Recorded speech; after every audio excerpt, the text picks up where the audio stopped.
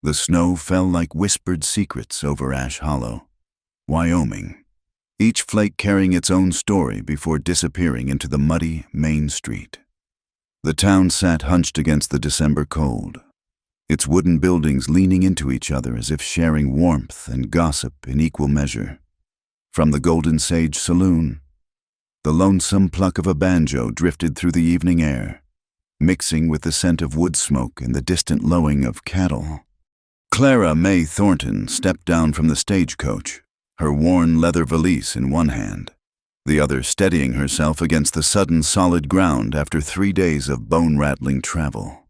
29 years old, with auburn hair pinned severely beneath a plain black bonnet, she carried herself with the particular dignity of a woman who had learned to stand straight even when the world tried to bend her. Her widow's weeds were travel-stained but clean, the black wool dress speaking of respectability even as the patches at the elbows whispered of harder times. The driver, a grizzled man named Pete, who'd spent the journey spitting tobacco juice out the window, handed down her trunk. "Sure you want to stop here? Ma'am, train goes through Cheyenne day after tomorrow." "This is fine," Clara said, her voice carrying the soft remnants of a Virginia accent worn smooth by years of wandering. "Thank you kindly." Pete shrugged, already climbing back to his perch. "Your funeral lady. Ash Hollow ain't exactly friendly to strangers, especially—" He trailed off, his eyes taking in her black dress, her bare ring finger, the determined set of her jaw. "Well, good luck to you." The stagecoach lurched away, leaving Clara standing in the swirling snow, her breath forming small clouds in the frigid air.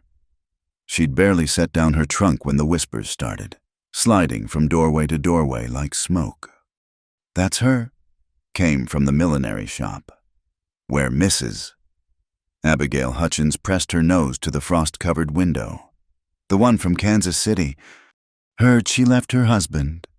Her companion, Miss Dorothy Price, added with delicious scandal in her voice, "Rich man, too, cotton merchant." "Heard she poisoned him," corrected Mr. Josiah Ward from the mercantile porch, though he lowered his voice when Clara's gray eyes swept in his direction. No, insisted the barber, Mr. Elias Crow, pausing in his sweeping to lean on his broom. "She was a battlefield nurse, saw too much blood, went queer in the head." "I heard she slapped a priest," young Tommy Morrison piped up, earning a cuff from his mother. Clara heard it all. Towns like this had voices that carried, but she kept walking, her boots making deliberate prints in the fresh snow. She'd learned long ago that the truth was often less interesting than speculation, and sometimes kinder to let people tell the stories they needed to tell. The Golden Sage Saloon squatted at the end of Main Street like a dowager empress holding court, its false front rising a full story above its actual roof, painted with faded golden letters that had once been grand. Light spilled from its windows, warm and yellow as honey, and the banjo music grew louder as she approached. Through the glass, she could see the shapes of men hunched over cards and whiskey, the occasional burst of laughter punctuating the melody. Clara paused at the door, straightening her shoulders. She'd sent a letter ahead, responding to an advertisement in the Territorial Enterprise. Respectable woman needed for housekeeping duties, room and board included. Inquire at Golden Sage Saloon, Ash Hollow, Wyoming Territory. It wasn't the work she'd trained for. She'd been educated, once upon a time, could speak French and play piano and embroider roses so real you could almost smell them. But those skills didn't put food on the table or a roof overhead when you were a woman alone in the world. The saloon doors swung open at her touch, and the warmth hit her like a wall. The music stopped mid-note, and 24 faces turned toward her, expressions ranging from curiosity to suspicion to something wolfish that made her spine stiffen.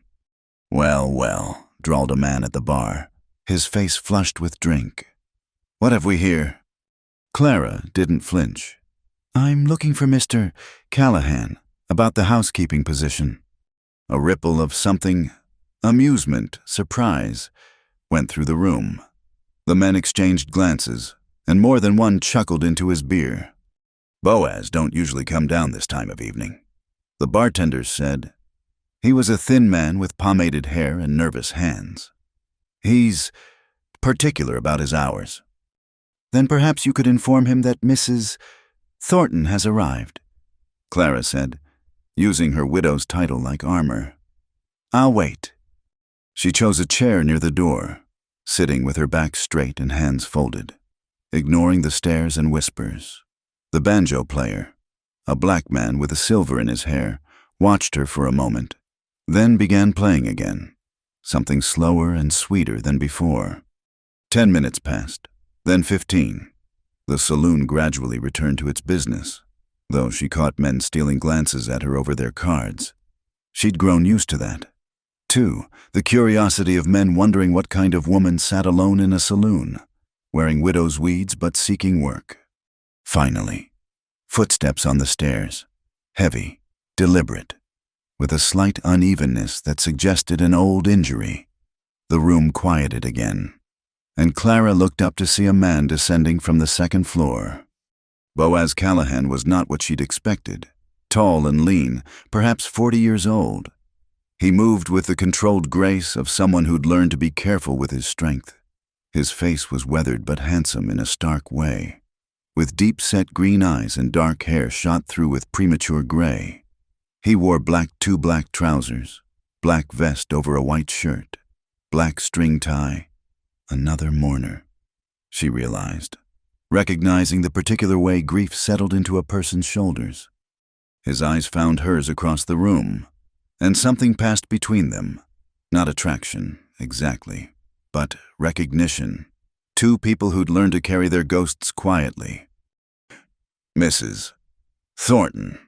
His voice was deep, roughened by tobacco or whiskey or sorrow. She stood, Mr. Callahan. He studied her for a moment, taking in her travel-stained dress, her steady gaze, the way she held herself despite the exhaustion she must be feeling. Then he nodded toward the back of the saloon. We'll talk in my office. He led her through the crowd, past the bar, to a door marked private. But it wasn't an office he showed her to. It was a hallway, narrow and dim, with doors leading to what must be the rooms above. At the end of the hall hung a heavy red velvet curtain, incongruous in its richness, blocking another doorway. Clara's eyes went to it immediately, and she saw Boaz notice her looking. The housekeeping duties, he said without preamble, involve maintaining the guest rooms upstairs, cleaning, changing linens, ensuring the water pitchers are filled. The work isn't hard, but it must be done quietly and efficiently.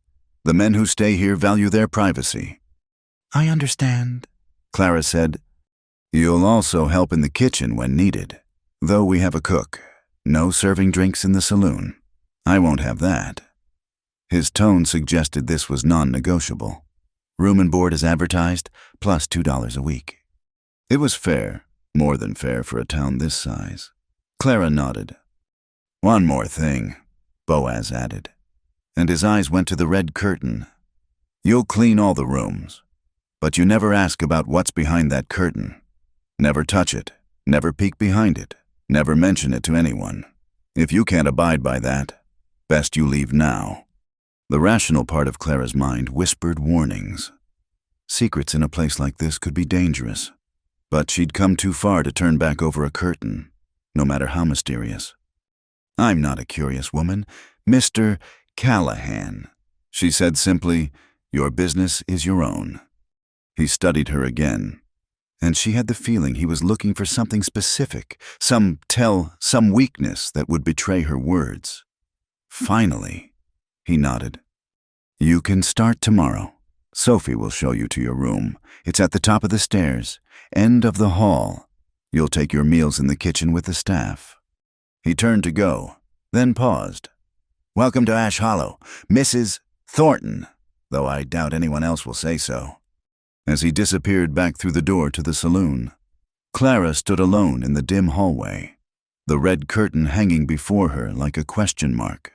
From somewhere behind it, so faint she might have imagined it, came the ghost of a melody, Not a banjo this time, but a guitar, playing something old and sad and beautiful.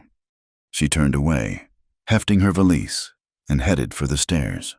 Whatever lay behind that curtain, whatever sorrow Boaz Callahan guarded so carefully, it wasn't her concern. She'd come here to work, to disappear into the harsh honesty of labor, to build something new from the ashes of her old life. But as she climbed the narrow stairs, the music followed her, note by lonely note, and she wondered if some secrets had a way of refusing to stay hidden, no matter how thick the curtain that concealed them. The first gray light of dawn found Clara already dressed and descending the narrow stairs, her steps careful on the worn wood. She'd slept fitfully in the small room at the end of the hall, the unfamiliar sounds of the saloon below. Laughter, arguments, the scrape of chairs, filtering through the floorboards until well past midnight. But she'd risen before the sun out of habit, her body trained by years of early mornings and hard work. The kitchen was already warm when she entered, presided over by a stout German woman who introduced herself as Sophie Muller. "So, you're the new one?" Sophie said, her accent thick as molasses, her sharp blue eyes taking Clara's measure. "Coffee's on the stove. You'll want to eat before you start. The men, they make a mess like pigs." Clara accepted the offered cup gratefully, wrapping her hands around its warmth. "Mister, Callahan said you'd show me what needs doing." Sophie snorted. "What needs doing? Everything, always. But you'll start with the rooms upstairs. 8 of them, not counting yours and Mr. Callahan's. Some have regulars. Some are for travelers passing through." She leaned in conspiratorially. "Room 4, that's Jake Sullivan's. He's a drunk, but harmless. Leaves coins under his pillow sometimes. Forgets he put them there. You leave them be. Understand? We're not thieves here." "Of course," Clara said, mildly offended at the implication. "Good."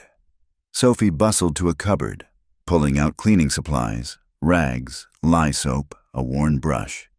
"Change the linens twice a week, more if needed. Windows once a week, floors swept daily, mopped Fridays, water pitchers filled morning and evening. And Mrs. Thornton." She paused, her expression serious.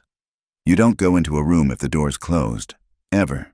You knock, you announce yourself, you wait. Some of these men, they value privacy above all else." Clara nodded, understanding the unspoken warning. She'd worked in enough boarding houses to know the rules that kept women safe in places full of rough men. "And the curtain?" Clara asked quietly. "The red one at the end of the hall." Sophie's face closed like a slammed door. "There's no curtain. You understand as far as you're concerned. That hallway ends at the last guest room. Mr. Callahan's private quarters are his own business." The vehemence of the response told Clara more than any explanation could have. Whatever lay behind that curtain was more than just Boaz Callahan's private rooms. It was something the entire household conspired to protect. Clara spent the morning learning the rhythms of her new work. The rooms were much as she'd expected, sparse, functional, smelling of tobacco and sweat and loneliness. She stripped beds, beat dust from pillows, scrubbed floors on her hands and knees. Her back ached and her hands grew red from the lye soap. But there was something almost meditative about the labor. No need for conversation, no social niceties to navigate, just the simple honesty of making something clean. It was in room 7 that she first heard it again, the guitar music from the night before. She paused in her scrubbing, listening. The sound seemed to come through the floor, through the very walls, a melody that spoke of loss and longing. Without thinking, she found herself humming along, her voice mixing with the distant strings. The music stopped abruptly. Clara held her breath, suddenly aware she'd been overheard.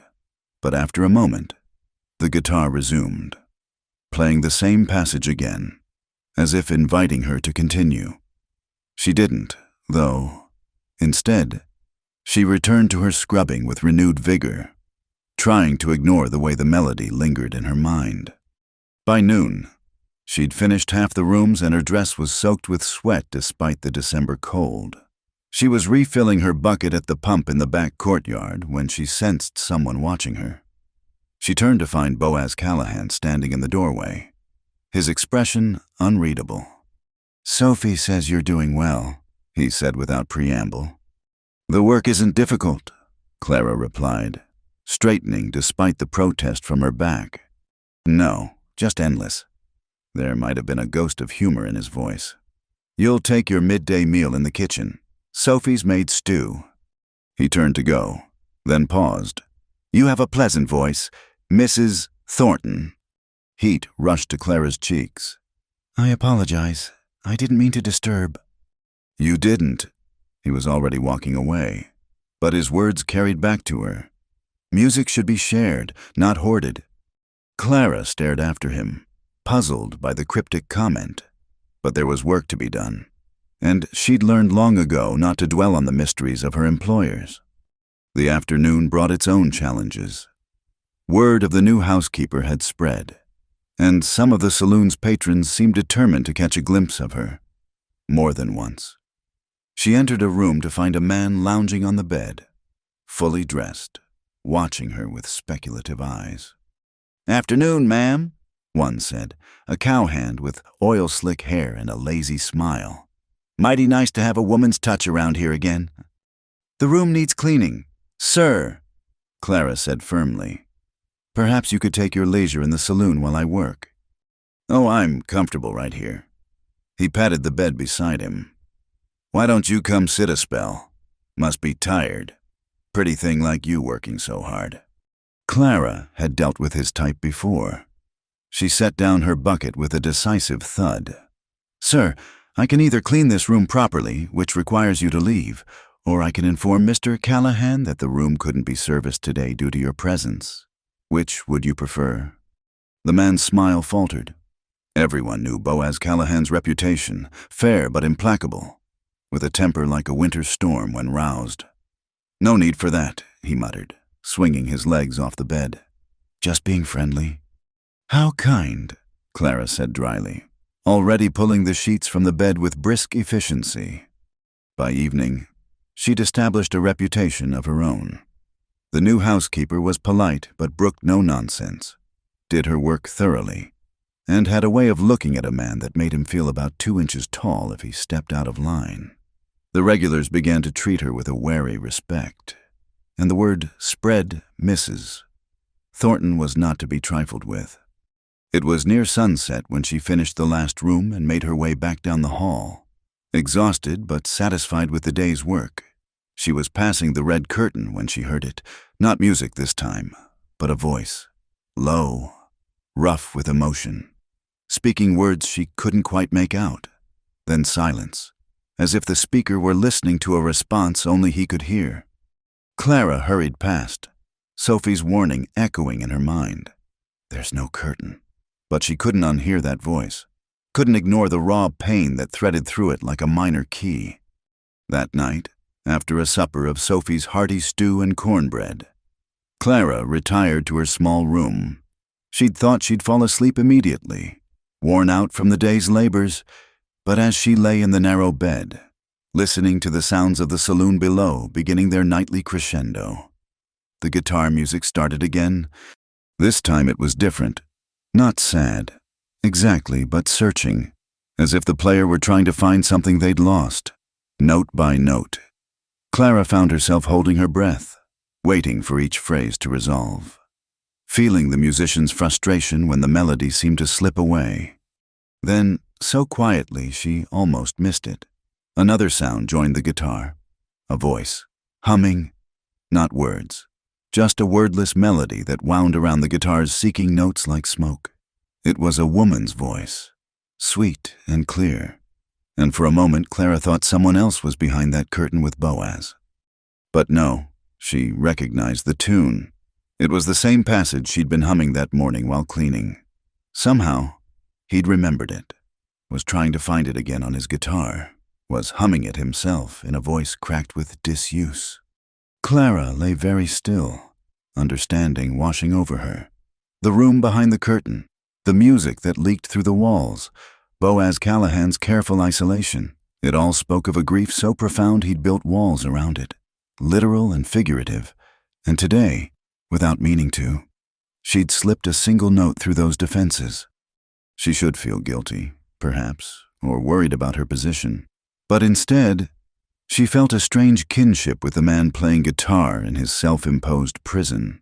She knew what it was like to lock yourself away with your ghosts, to guard your pain so carefully that it became a part of you, like a broken bone that healed wrong.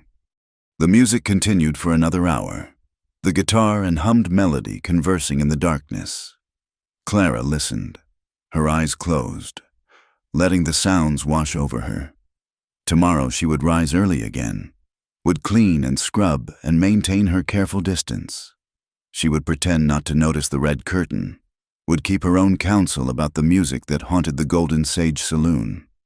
But tonight, in the privacy of her small room, she allowed herself to hum along, so quietly that no one could possibly hear, a third voice in the darkness, offering what comfort she could to a kindred spirit who'd forgotten. Perhaps that grief shared was grief halved. When the music finally stopped, Clara was nearly asleep, but just before she drifted off, she could have sworn she heard footsteps in the hall outside her door, pausing as if the walker were listening. Then they continued on, and she fell into dreams filled with red curtains and searching melodies, and the sound of a man learning, note by careful note, how to remember beauty in the midst of sorrow. 2 weeks passed before Clara ventured into town for supplies. She'd been putting it off, knowing what awaited her: the stares, the whispers, the peculiar cruelty of small towns toward women who didn't fit neatly into prescribed roles. But Sophie's pantry needed flour and salt, and the linens required new soap. So Clara pinned her hair severely, donned her best black dress, and steeled herself for the ordeal. The December morning was crisp and bright, snow crunching beneath her boots as she made her way down Main Street. She kept her eyes forward, her shopping list clutched in one gloved hand, trying to project an air of purposeful indifference to the faces that appeared at windows as she passed. Henderson's Mercantile was busy with Saturday morning shoppers. The bell above the door announced her arrival with a cheerful chime that seemed to freeze every conversation mid-sentence. Clara felt the weight of a dozen stares as she made her way to the counter where Mr. Henderson, a thin man with suspicious eyes, waited. "Morning," she said pleasantly. "I need 2 pounds of flour, a pound of salt, and 3 cakes of lye soap, please." Henderson moved to fill her order with obvious reluctance, as if he'd rather not serve her at all. Behind her, Clara heard the whispers start up like buzzing wasps. "That's her, the widow working at the Golden Sage. Bold as brass, walking in here like decent folk." "What kind of woman works in a saloon? I'll tell you what kind." Clara kept her expression neutral, watching Henderson measure out flour with painstaking slowness. She'd learned long ago that reacting to such talk only fed the fire. Better to be a smooth stone that let the harsh words flow over and around without finding purchase. It was Mrs. Prudence Blackwood who finally approached directly, the mayor's wife, a woman who wore her authority like an ostentatious hat. She planted herself in Clara's path, her coterie of followers flanking her like geese in formation. "Mrs. Thornton, isn't it?" Prudence's voice dripped false honey. "How interesting to finally meet you. We've heard so much about you." "Have you?" Clara kept her tone politely disinterested. "How flattering to be the subject of such attention." Prudence's eyes narrowed at the subtle barb. "Yes, well, in a town this size, new arrivals are always of interest, especially when they choose such unusual employment." "Housekeeping is unusual." Clara tilted her head with feigned confusion. "I had no idea. I've always found it quite commonplace, myself." "At a saloon," Prudence pressed, her voice hardening. "No respectable woman works hard for honest wages," Clara interrupted smoothly. "I quite agree. Respectability without industry is merely decoration. Don't you think?" A flutter went through the assembled women. Margaret Ashford, the banker's wife, clutched her pearls. Young Eliza Morrison, barely 18 and newly married, watched with wide eyes, as if witnessing a cockfight. But it was Mrs. Josephine Baker, the baker's wife, who surprised Clara, a plump woman with kind eyes. She'd been hanging back from the group. Now she stepped forward, reaching past Prudence to touch Clara's arm. "Don't mind them, dear," she said, her voice warm with genuine sympathy. "Some of us remember what it's like to be young and alone, trying to make an honest living." Prudence turned on Josephine with viper swiftness. "Really, Josephine, I hardly think—" "What, that we should show Christian charity to a widow?" Josephine's gentle demeanor held steel beneath. "Seems to me the Bible has quite a lot to say about that." The confrontation might have escalated, but the bell above the door chimed again. Every head turned to see Boaz Callahan enter, his presence filling the store like a weather change. He rarely came to town during daylight hours, and his appearance now sent a ripple of unease through the gathered women. His green eyes took in the scene. Clara surrounded, Prudence poised for attack, Josephine standing like a small, determined shield. Something flickered across his face, too quick to read. "Mrs. Thornton," he said, his voice carrying easily across the space. "Sophie sent me to remind you about the baking powder. Says she can't make proper biscuits without it." It was a lifeline, elegantly thrown. Clara accepted it gratefully. "Of course. Thank you for reminding me, Mr. Callahan." She turned back to Henderson. "A tin of baking powder as well, please." Boaz moved to stand beside her at the counter, not close enough to be improper, but near enough that his presence formed a barrier between her and the other women. He didn't look at them, didn't acknowledge their existence, but his message was clear. Clara Thornton was under his protection. The women dispersed like morning mist, Prudence leading the retreat with her nose in the air. Only Josephine lingered, offering Clara a small smile before returning to her own shopping. Henderson suddenly found his efficiency, wrapping Clara's purchases with unprecedented speed. As he made change, his fingers fumbled, sending coins scattering across the counter. Both Clara and Boaz reached for them at the same time, their hands briefly touching as they gathered the scattered money. It was nothing, a casual contact that meant less than nothing. But Clara felt the warmth of his fingers through her glove, noticed the way he carefully avoided looking at her as he placed the recovered coins in her palm. "Thank you," she said quietly. "Sophie really does need the baking powder," he replied, which wasn't quite an answer. They left the store together, stepping into the bright morning sun. Clara expected him to leave immediately, to maintain the careful distance that characterized their interactions at the saloon.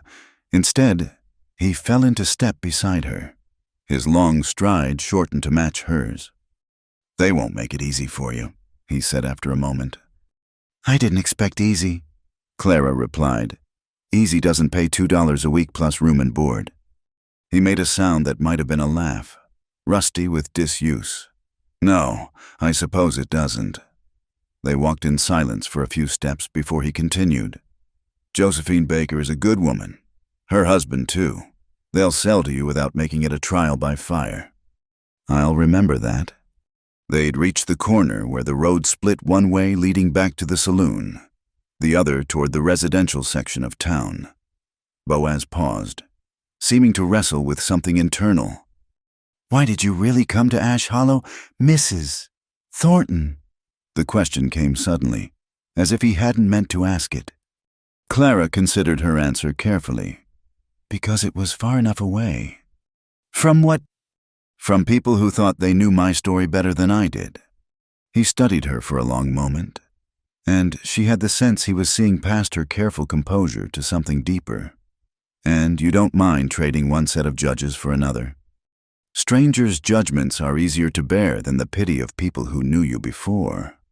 The words came out more honest than she'd intended, and she saw something shift in his expression.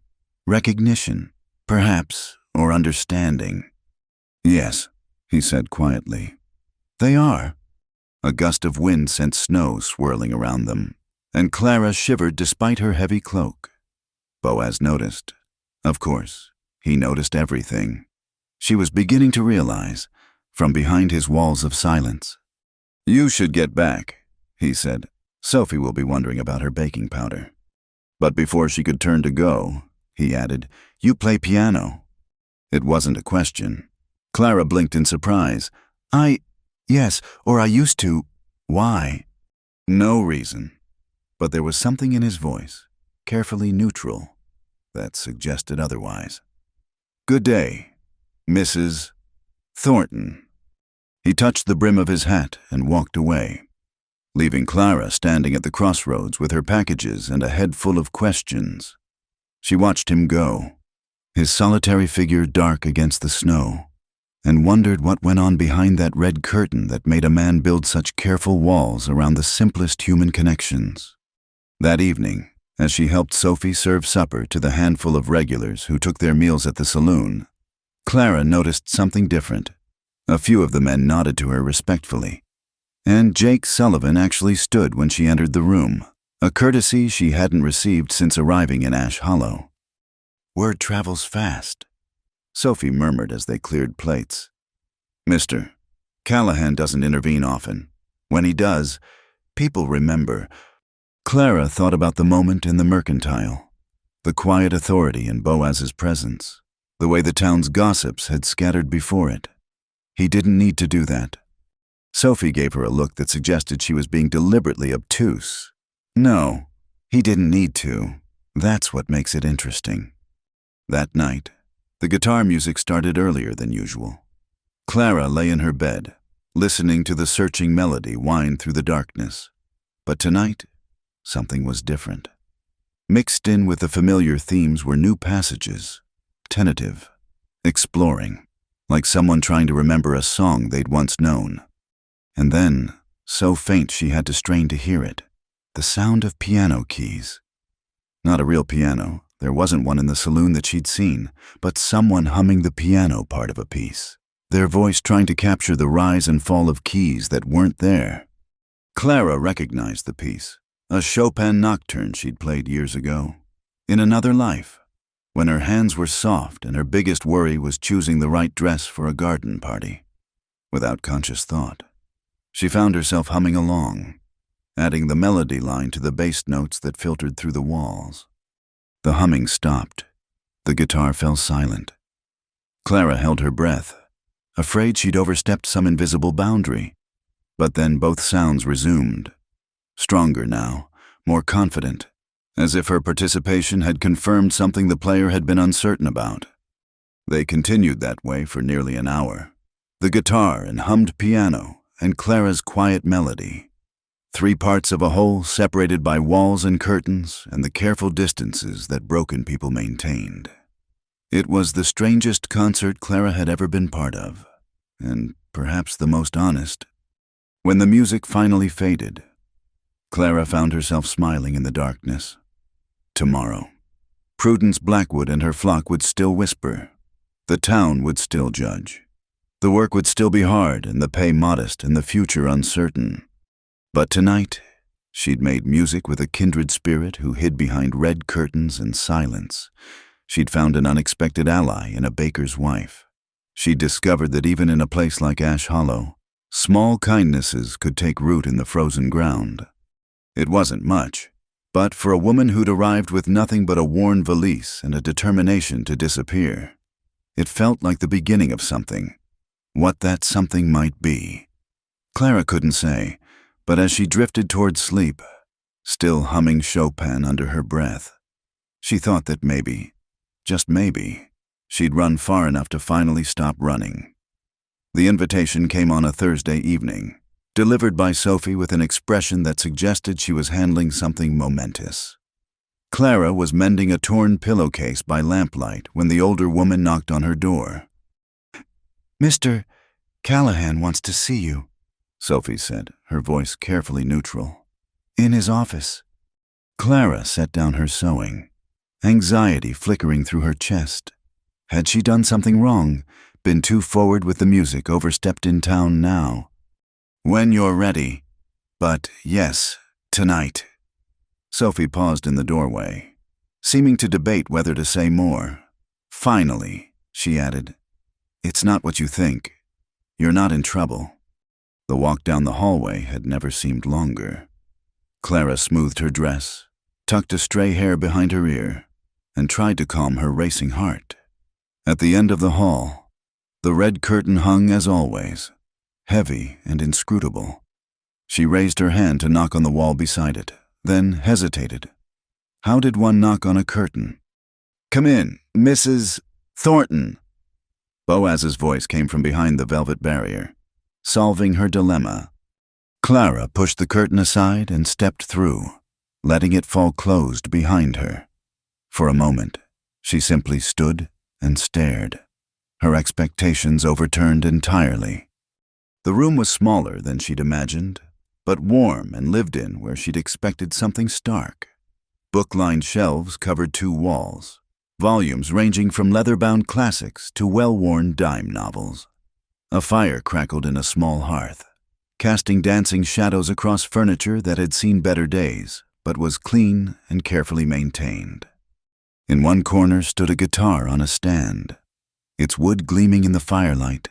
Beside it, incongruously, sat a small spinet piano, its keys yellowed with age but dust-free, as if regularly tended.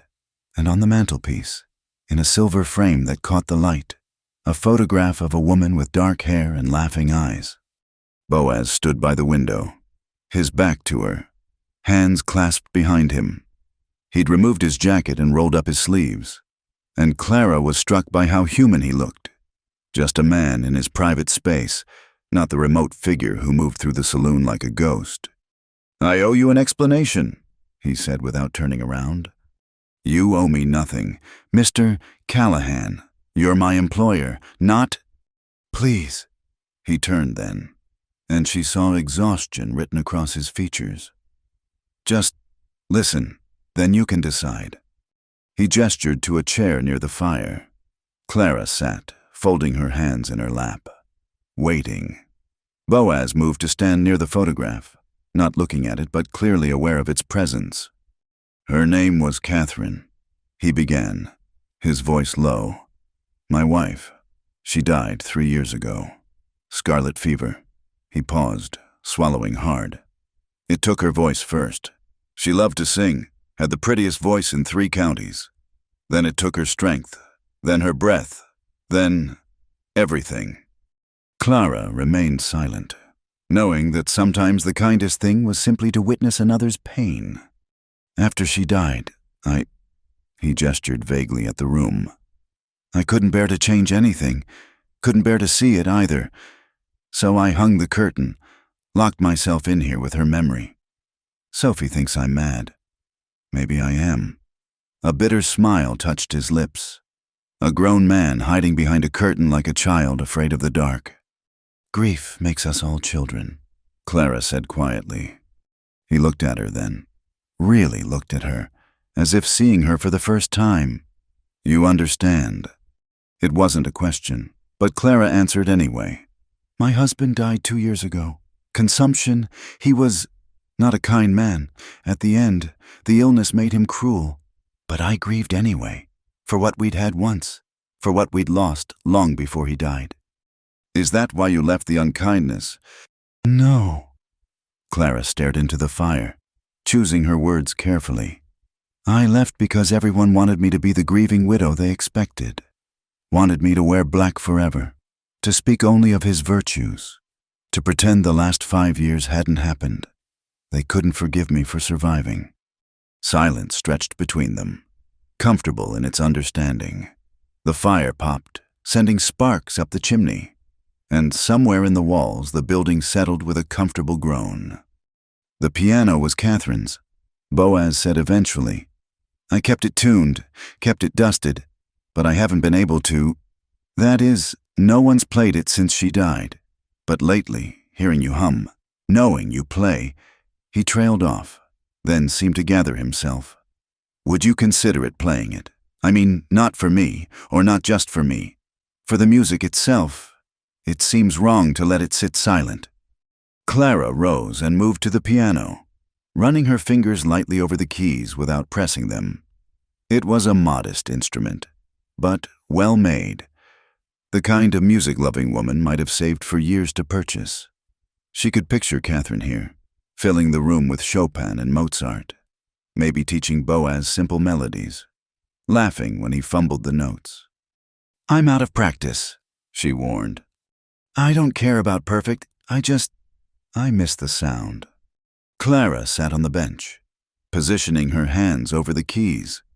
The first notes came hesitantly, her fingers stiff from months without practice. But muscle memory took over, and soon a simple Bach invention flowed from the keys, mathematical in its precision, soothing in its predictability. She played for perhaps 10 minutes, moving through pieces she'd memorized years ago, nothing showy or complicated, just music that had lived in her hands long enough to survive neglect. When she finally stopped, the room seemed to ring with the absence of sound. "Thank you," Boaz said, his voice rough. Clara turned on the bench to face him. "Shall I come back tomorrow evening after my work is done?" He blinked, clearly not having thought beyond this moment. "You do that." "Music should be shared, not hoarded," Clara quoted back to him. "Besides, my fingers need the practice." "Then, yes, please." He moved to a cabinet, pulling out a bottle and 2 glasses. "Bourbon." Clara rarely drank, but something about the moment seemed to call for it. "Just a small measure." They sat by the fire, sipping the burning liquid, letting the silence resettle around them. The photograph watched from the mantelpiece, and Clara wondered if Catherine would approve of this small breach in her husband's fortress of solitude.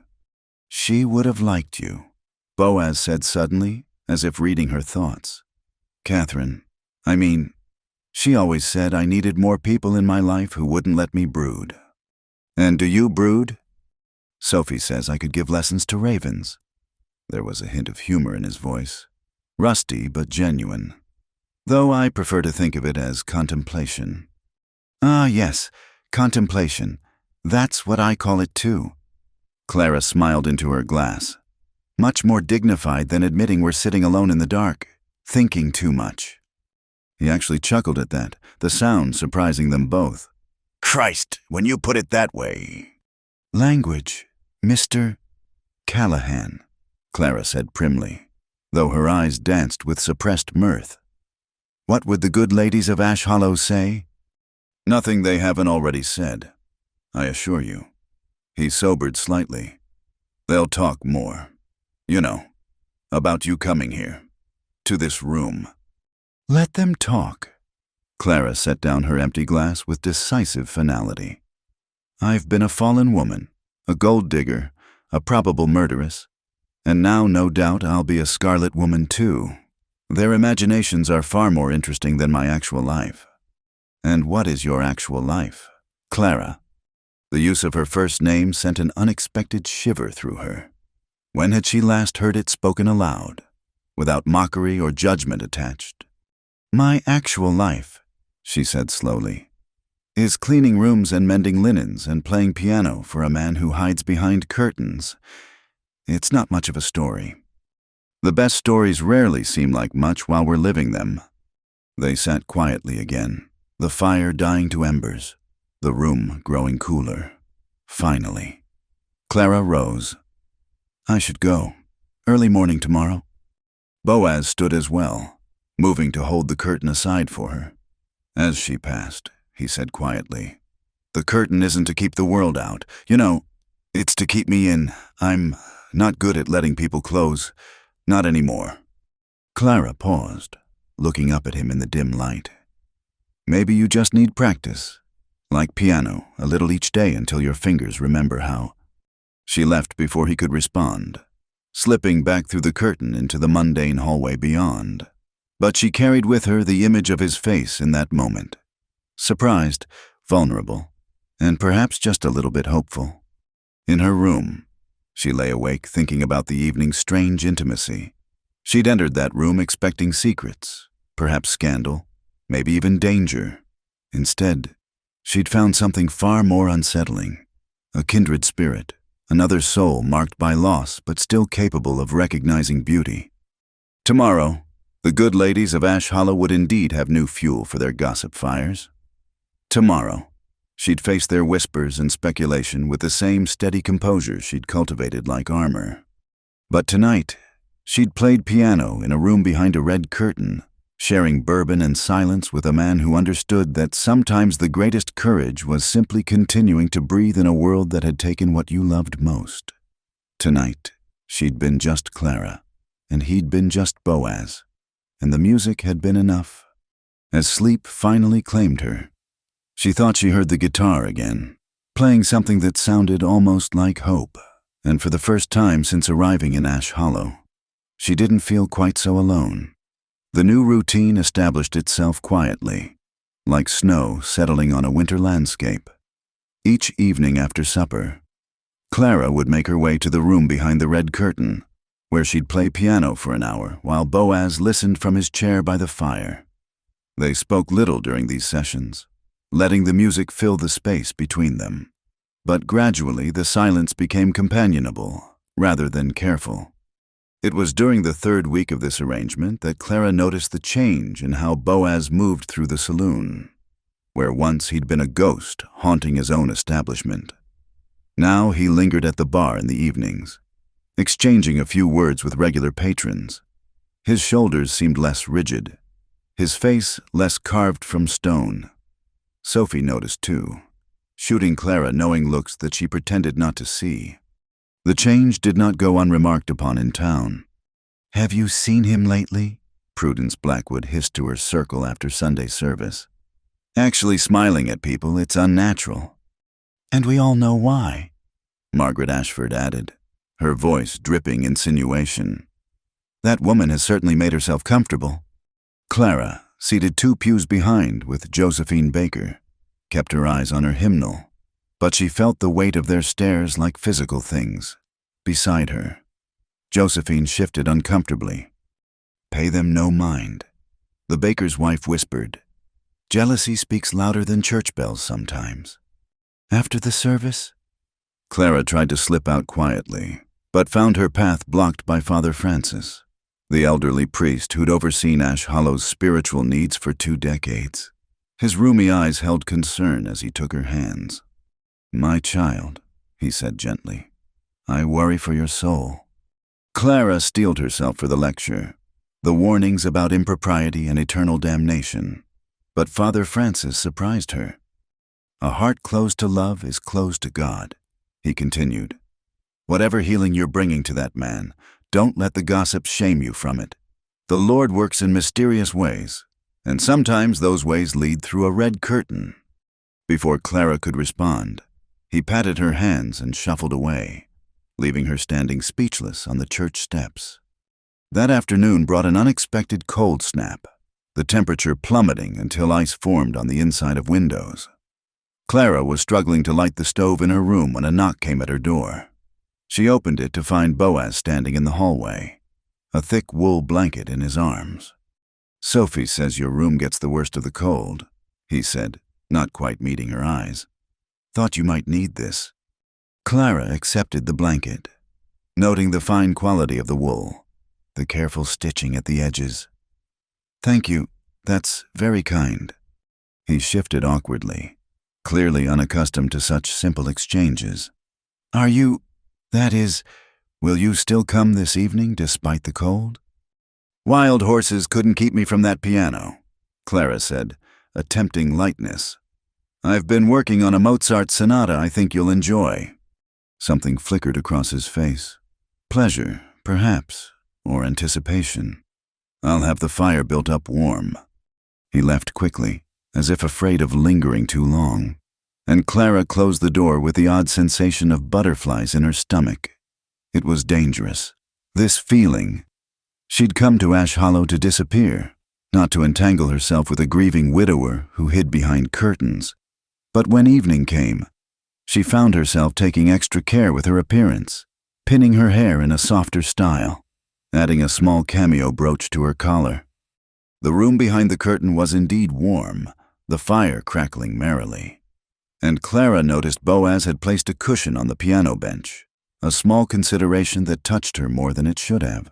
She played Mozart as promised, the notes dancing through the room like crystalline snowflakes.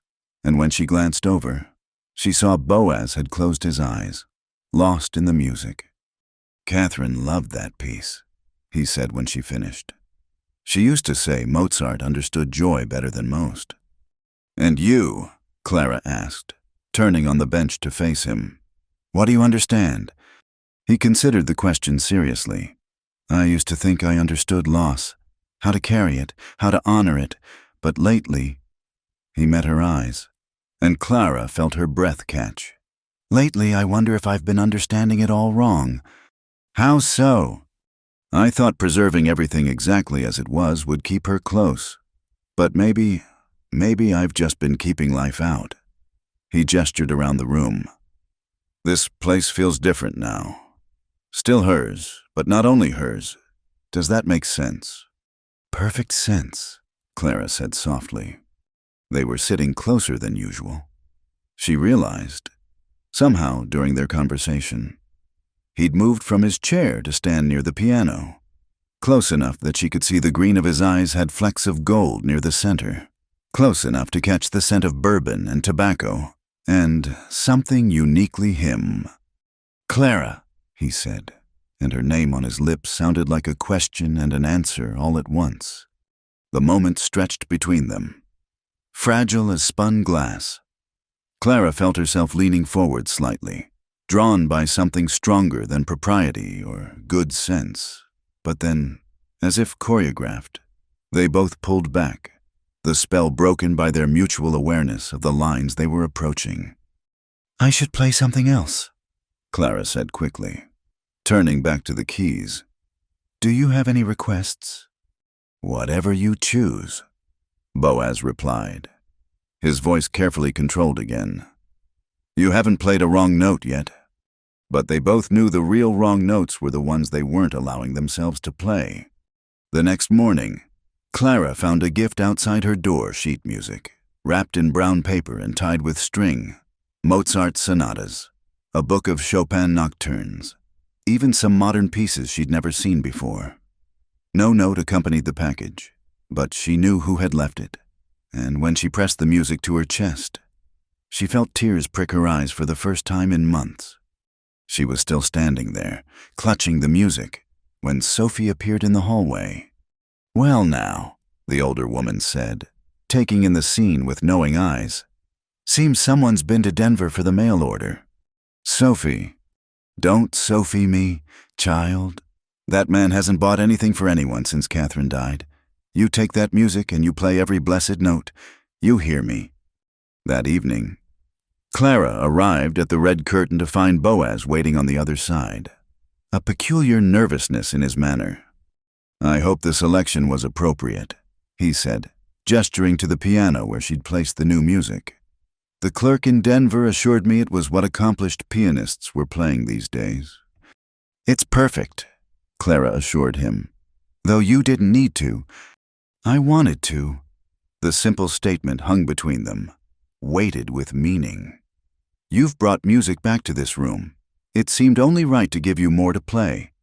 Clara moved to the piano, selecting one of the new Chopin pieces. As she played, she was aware of Boaz moving closer, until he stood just behind the bench, close enough that she could feel the warmth radiating from him. "Teach me," he said suddenly. Clara's hand stilled on the keys. "What?" "Teach me to play. Just something simple. Catherine tried once, but I was too proud to learn from her. Thought it was too delicate an art for a man like me." Another regret to add to the collection. His laugh was bitter. "But maybe it's not too late to learn." Clara slid to one side of the bench, patting the space beside her. "It's never too late to learn something beautiful." He sat carefully, maintaining a proper distance between them, though on the small bench it was impossible not to be aware of his presence. Clara positioned his hands on the keys, trying not to think about how large they were compared to hers, how careful despite their strength. "This is middle C," she began, pressing the key. "Everything builds from here." For the next half hour, She guided him through scales and simple exercises, patient with his fumbling, encouraging when frustration creased his brow. He was a quick learner once he let go of his self-consciousness, and soon he was picking out a basic melody with something approaching confidence. "There," Clara said, genuinely pleased. "You're a natural." "Hardly." But he was smiling, really smiling. And Clara realized it was the first time she'd seen him look truly happy. Though I admit it's satisfying, making something beautiful with your own hands. Their eyes met, and again that dangerous tension crackled between them. Clara was acutely aware of their proximity, of the way the firelight played across his features, of how easy it would be to lean just a little closer. "I should go," she said abruptly, standing so quickly she nearly knocked over the bench. "It's getting late, and tomorrow—" "Of course." Boaz stood as well, all formal politeness again. "Thank you for the lesson. Perhaps we could continue if you're willing." "I'm willing," Clara said, then blushed at how eager she sounded. "That is, yes, I'd be happy to teach you."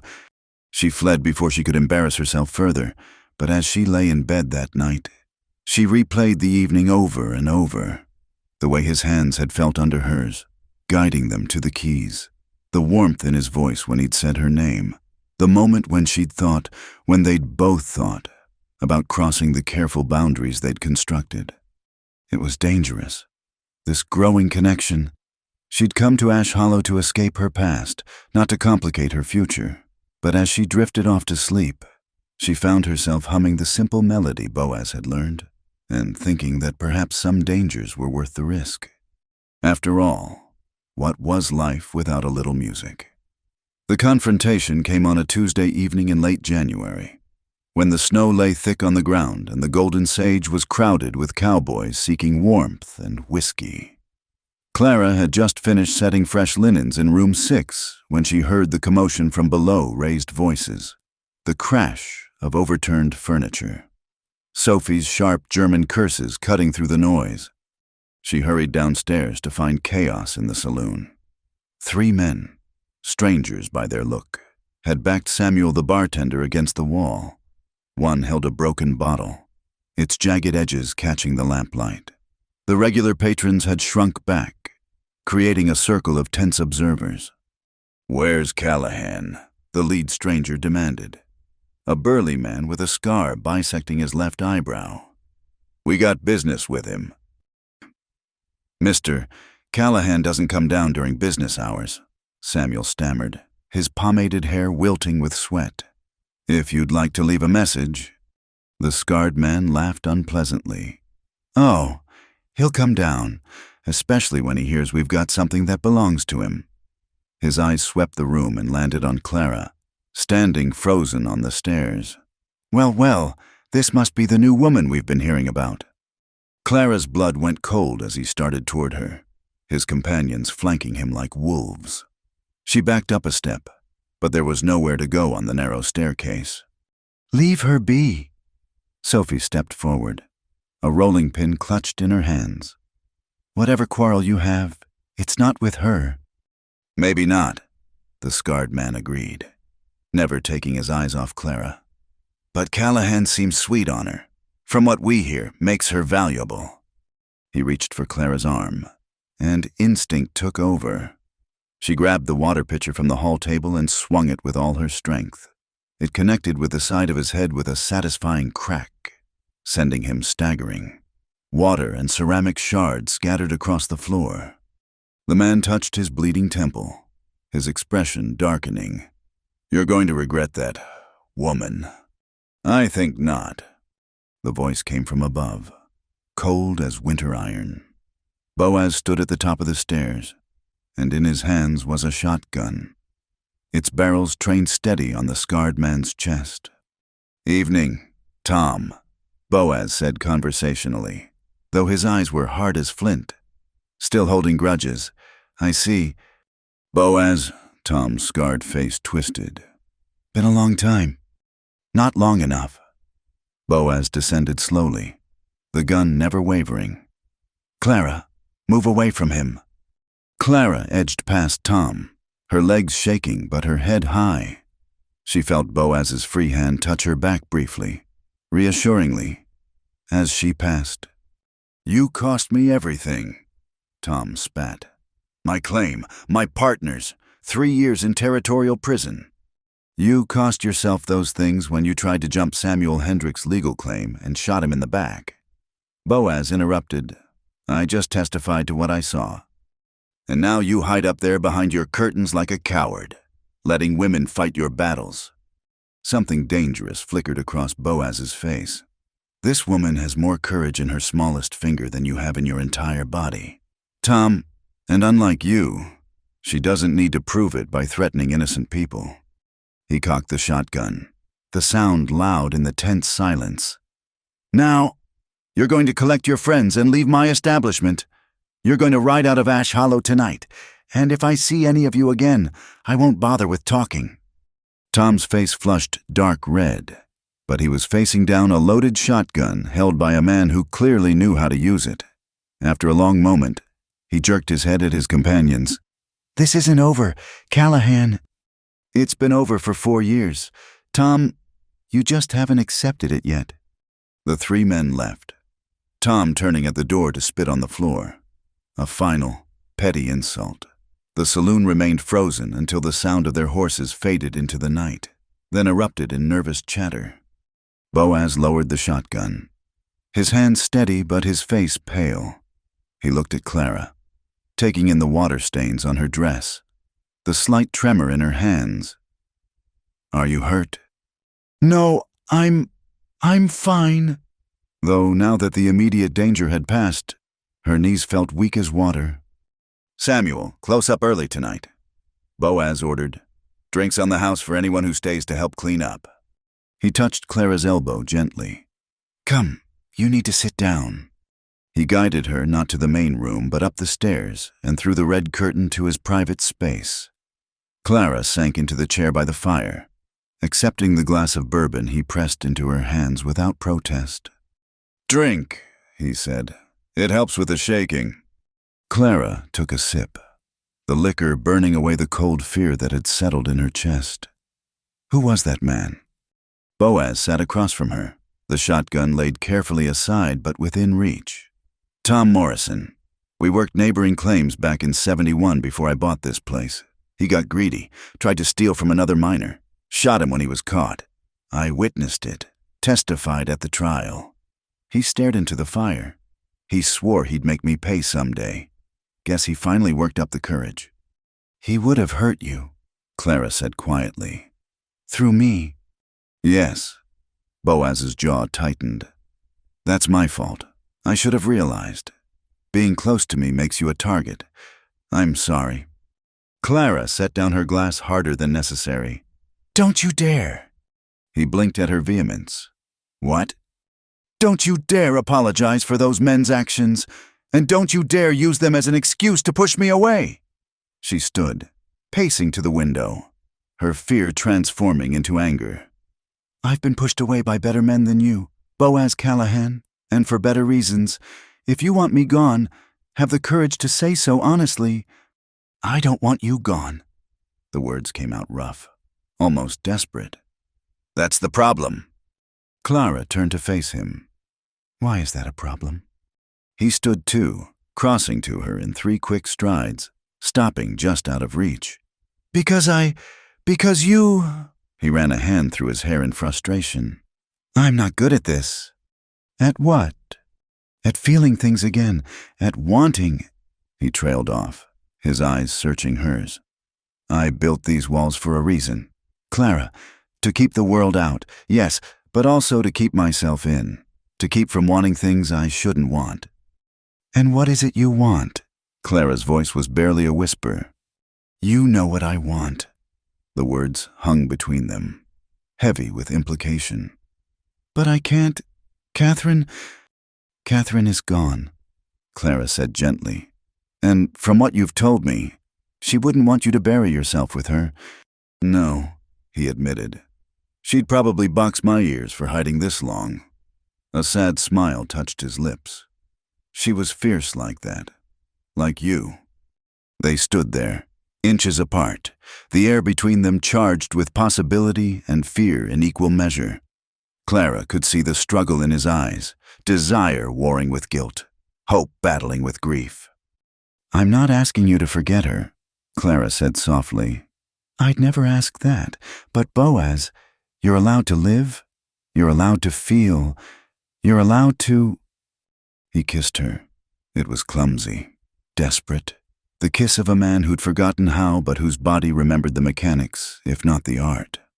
Clara's hands came up to frame his face, gentling him, teaching him again that tenderness was not a betrayal of the past, but a gift to the present. When they broke apart, both breathing unsteadily, Boaz rested his forehead against hers. "I'm sorry, I shouldn't have—" "If you apologize for kissing me, I'll hit you with another water pitcher." Surprised laughter burst from him, and Clara felt him relax against her. "You are a dangerous woman, Clara May Thornton." "Only when provoked," she assured him. "Though I should warn you, I'm easily provoked by men who kiss me and then apologize for it." He pulled back to look at her, and she saw wonder in his eyes, as if he couldn't quite believe she was real. "What am I going to do with you?"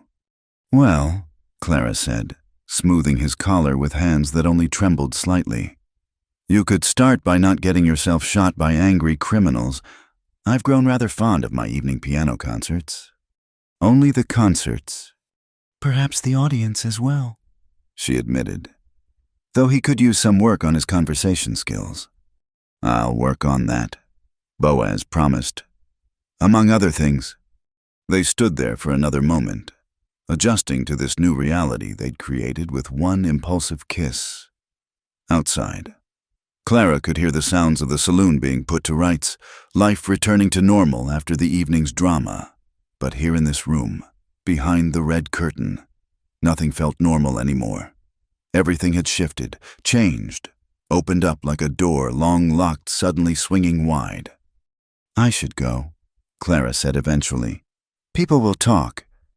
"People are already talking," Boaz pointed out, "though after tonight, I suspect they'll have more interesting things to discuss than our musical evenings." "True." Clara moved toward the curtain, then paused. "Boaz, what you said to Tom Morrison, about me having courage, did you mean it?" "Every word." His green eyes were serious, sincere. "You're the bravest person I know, Clara, and I'm including Catherine in that reckoning." Clara felt tears prick her eyes. It had been so long since anyone had seen her as brave rather than scandalous, strong rather than shameful. "Thank you," she whispered. "No," Boaz said quietly. "Thank you for the music, for the company, for reminding me that hiding isn't the same as healing." Clara left then, slipping through the curtain into the mundane world beyond. But she carried with her the memory of his kiss, the warmth of his words, the promise of something that might grow between them if they were brave enough to let it. As she prepared for bed, she could hear the faint sound of the guitar from below. But tonight it wasn't playing sorrow. Tonight the melody was questioning, hopeful, reaching towards something new. And Clara fell asleep humming along, adding her voice to the conversation between two hearts learning, note by careful note, how to open again. February brought an unexpected thaw to Ash Hollow, melting the snow into muddy rivers that ran down Main Street. With the warmer weather came news of the winter dance, an annual tradition at the town hall that marked the unofficial end of the cold season. Clara learned about it from Josephine Baker, who cornered her at the Mercantile with barely contained excitement. "You simply must come," Josephine insisted, her round face glowing. "Everyone attends. It's the social event of the season." Clara hesitated, fingering the bolt of calico she'd been examining. "I don't know if that would be wise, given the talk." "Oh, pish." Josephine waved a dismissive hand. "There's always talk. Besides, wouldn't you rather give them something worth talking about?" That evening, as Clara played Schubert in the room behind the red curtain, she mentioned the dance to Boaz, His fingers stilled on the guitar strings he'd been tuning. "The winter dance," he repeated, his voice carefully neutral. "I haven't attended since Catherine," Clara finished gently. "I understand." They'd grown comfortable with speaking her name these past weeks, as if acknowledging the ghost made her a welcome presence rather than a barrier between them. The kiss they'd shared hadn't been repeated, but something had fundamentally shifted. They sat closer now, their conversations ranging deeper, their silences warmer. "She loved to dance," Boaz said quietly. "Would practice steps in this very room, making me play the same waltz over and over until she got it right." Clara turned on the piano bench to face him. "Would you like to go to the dance? I mean," he looked up sharply, "with you." "Well, I hardly think you'd want to go with Samuel," she said, attempting levity, though I'm sure he'd be flattered by the invitation. Boaz didn't smile at the joke. "Clara, if we attend together, publicly." "I know what it means." She met his gaze steadily. "The question is whether you're ready for what it means." He set down the guitar and stood, pacing to the window that overlooked Main Street. "I've been hiding for 3 years. Maybe it's time to stop." "Only if you're sure," Clara said. "I won't be responsible for pushing you into something you're not ready for." He turned back to her, and there was something fierce in his expression. "You don't push, Clara. You invite. There's a difference." He paused, seeming to gather courage. "Would you do me the honor of accompanying me to the winter dance?" Clara felt her heart skip. "I would be delighted. Mr. Callahan." "Good." A small smile touched his lips. "Though I should warn you, I'm a terrible dancer." "Then it's fortunate you have 2 weeks to practice." And so began an evening ritual even more intimate than their musical sessions. After Clara finished playing, Boaz would move the furniture aside, and she would teach him the basic steps of the popular dances. He was indeed terrible at first, stiff and self-conscious, stepping on her feet more often than not. "I feel like a damn bear trying to waltz," he grumbled after a particularly clumsy turn. "Language," Clara chided, though she was fighting laughter. "And you're thinking too much. Dancing isn't about perfection, it's about connection. Here." She placed his hand more firmly on her waist, stepped closer. "Don't watch your feet. Look at me. Trust the music." Their eyes met and held, and suddenly the awkwardness melted away. They moved together, not perfectly but naturally, finding their rhythm in the space between heartbeats. When the imagined music ended, they stood frozen, neither willing to step away. "Clara," Boaz breathed, and she could feel the question in the way he said her name. "Not yet," she whispered, though every fiber of her being wanted to close the distance between them. "After the dance, when you're sure it's not just the moonlight and music." He nodded, understanding and respecting the boundaries she'd set, but his hand lingered on her waist a moment longer, a promise of patience and possibility. The night of the dance arrived crisp and clear, stars glittering like scattered diamonds against the February sky. Clara stood before her small mirror, adjusting the dress she'd spent 2 weeks altering, her one good dress that wasn't black, a deep blue wool that brought out the gray in her eyes. She'd sold her wedding ring to buy the fabric for new trim, telling herself it was time to let go of all her ghosts. A knock at her door made her heart race. She opened it to find Boaz standing in the hallway, and for a moment she simply stared. He'd clearly made an effort. His usually unruly hair was neatly combed, his best black suit pressed and clean, a new string tie at his throat. He looked handsome and nervous and achingly vulnerable. "You're beautiful," he said simply. Clara felt heat rise to her cheeks. "You clean up rather well yourself." He offered his arm with old-fashioned formality. "Shall we scandalize the good people of Ash Hollow?" "I thought you'd never ask." The walk to the town hall felt both endless and too quick. Clara was aware of curtains twitching as they passed, of faces appearing at windows. By tomorrow, Everyone would know that Boaz Callahan had finally emerged from behind his red curtain, and with the widow Thornton on his arm, no less. The hall was already crowded when they arrived, the sound of fiddle and piano spilling out into the night. Their entrance caused a ripple of silence that spread from the doorway like water from a thrown stone.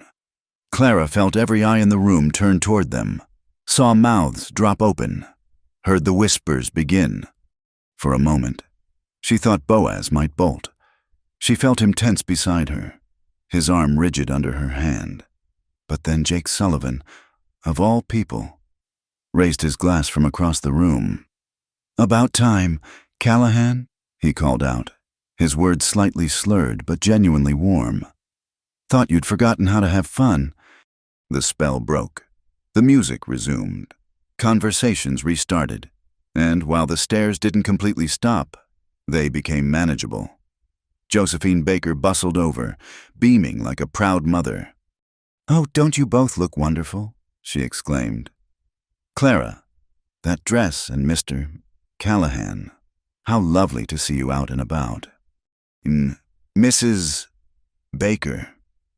Boaz nodded politely, though Clara could feel the effort it took him to engage in social pleasantries after so long. They found a spot along the wall, watching the dancers spin and whirl.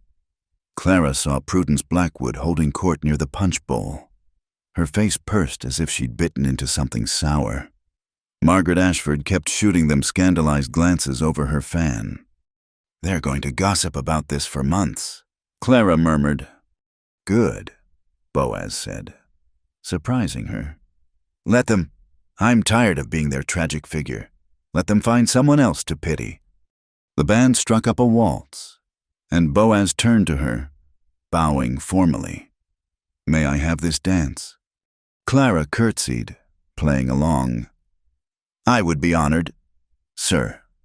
They moved onto the dance floor, and the crowd parted around them like the Red Sea. For a moment, they were the only couple dancing, all eyes upon them. Clara saw Boaz swallow hard, fighting his instinct to flee. "Look at me," she whispered, echoing her own advice from their practice sessions. "Just look at me." He did, his green eyes finding hers and holding, and then they were dancing, moving together as they had in private, but now under the weight of the town's scrutiny. Boaz's steps were sure, if not fancy, his hand steady on her waist. Clara let herself be led, trusting him to guide them through the figures of the dance. Gradually, other couples joined them on the floor. The moment of intense observation passed, though Clara knew they remained the evening's prime entertainment. She didn't care.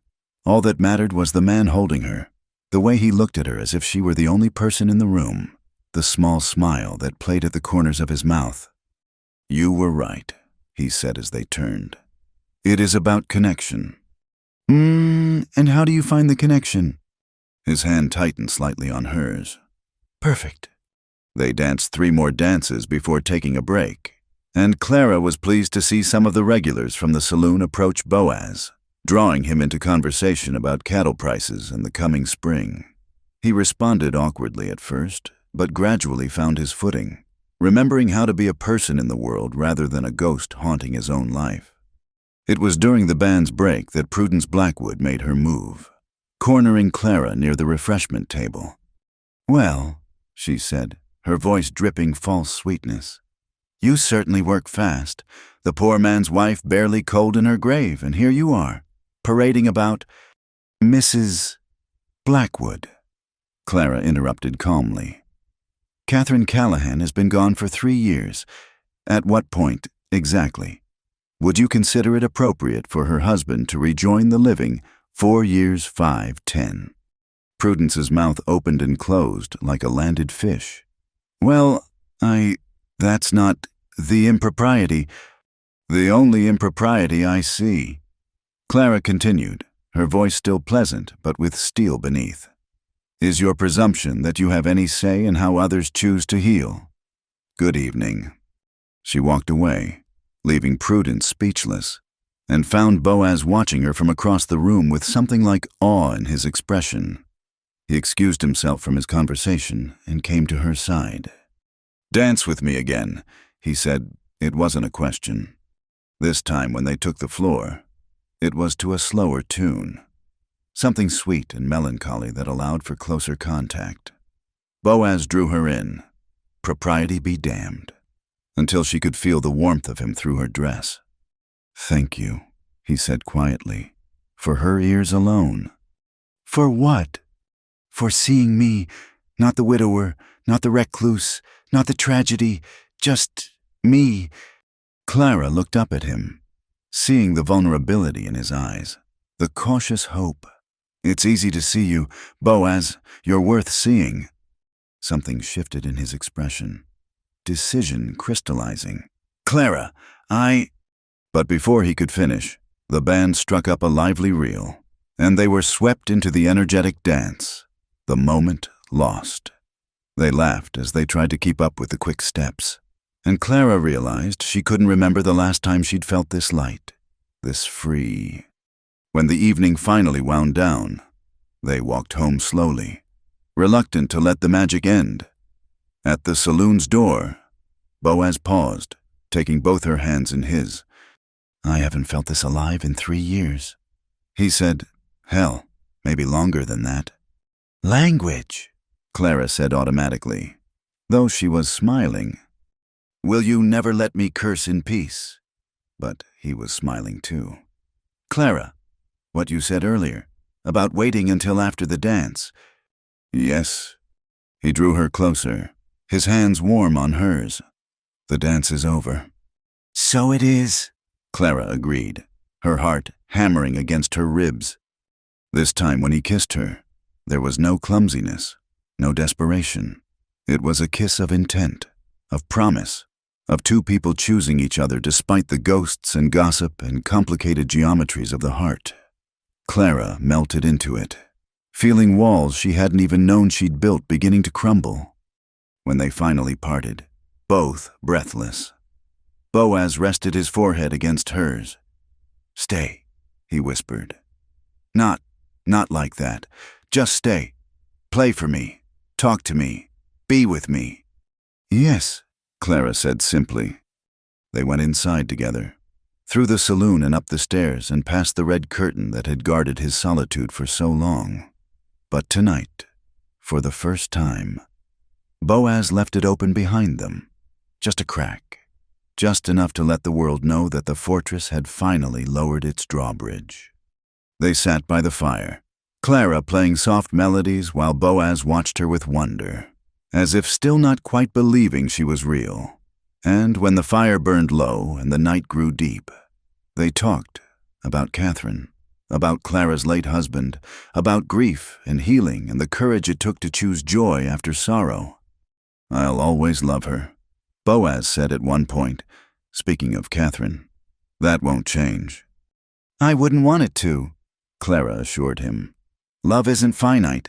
The heart doesn't empty, it expands." As dawn touched the sky, they finally parted at Clara's door, both exhausted but reluctant to let the night end. Boaz kissed her once more, softly, reverently. "Thank you for the dance," he said. "Which one?" Clara asked, smiling. "All of them," he replied. "Every single one." The change in the Golden Sage Saloon was palpable in the weeks following the winter dance.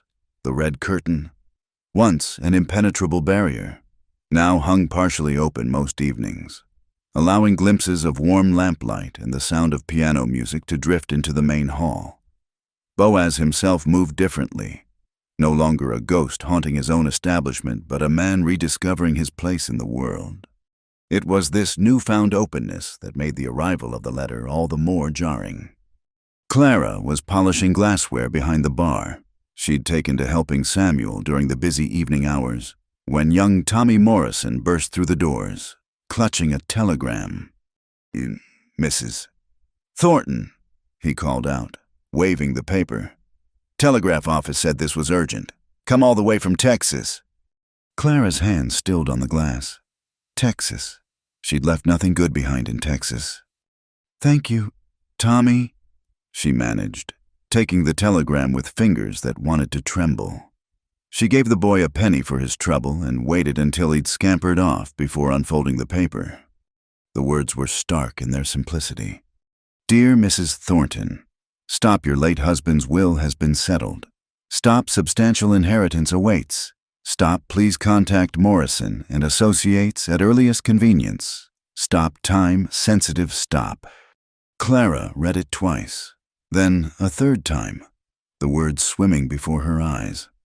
Richard had left her money, the same man who'd spent his final years reminding her daily of her inadequacies. Who'd told anyone who'd listened that she was a disappointment as a wife. Bad news. She looked up to find Boaz watching her with concern.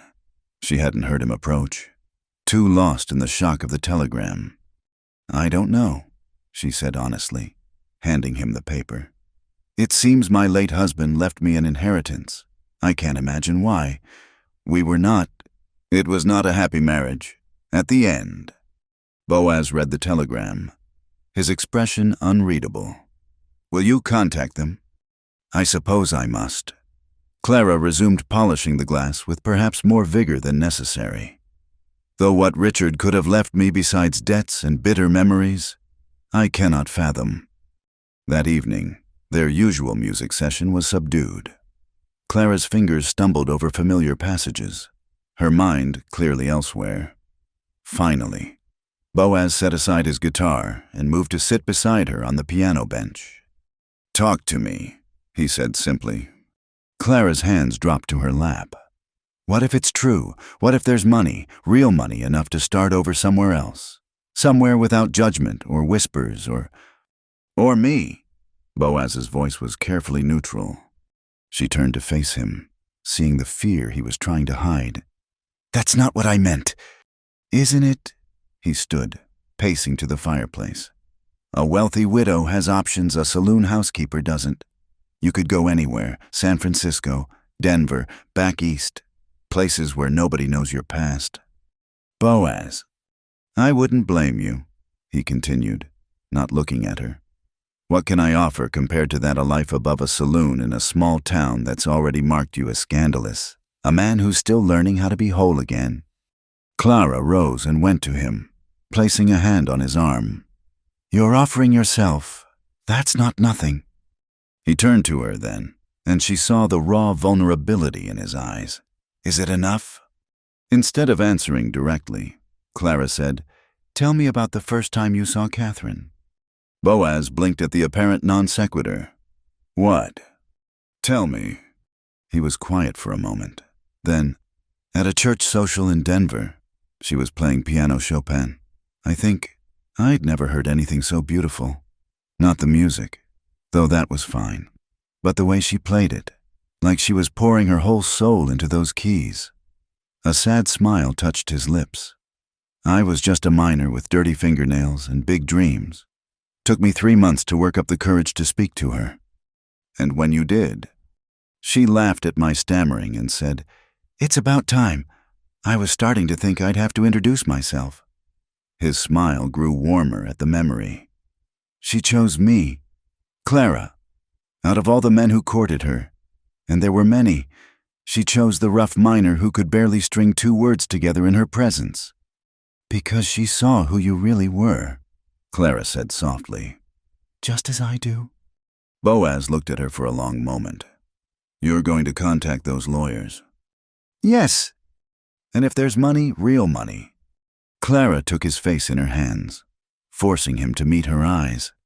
Then I'll be a wealthy widow who chooses to stay above a saloon in a small town with a man who plays guitar in the dark and is learning to live again. If you'll have me.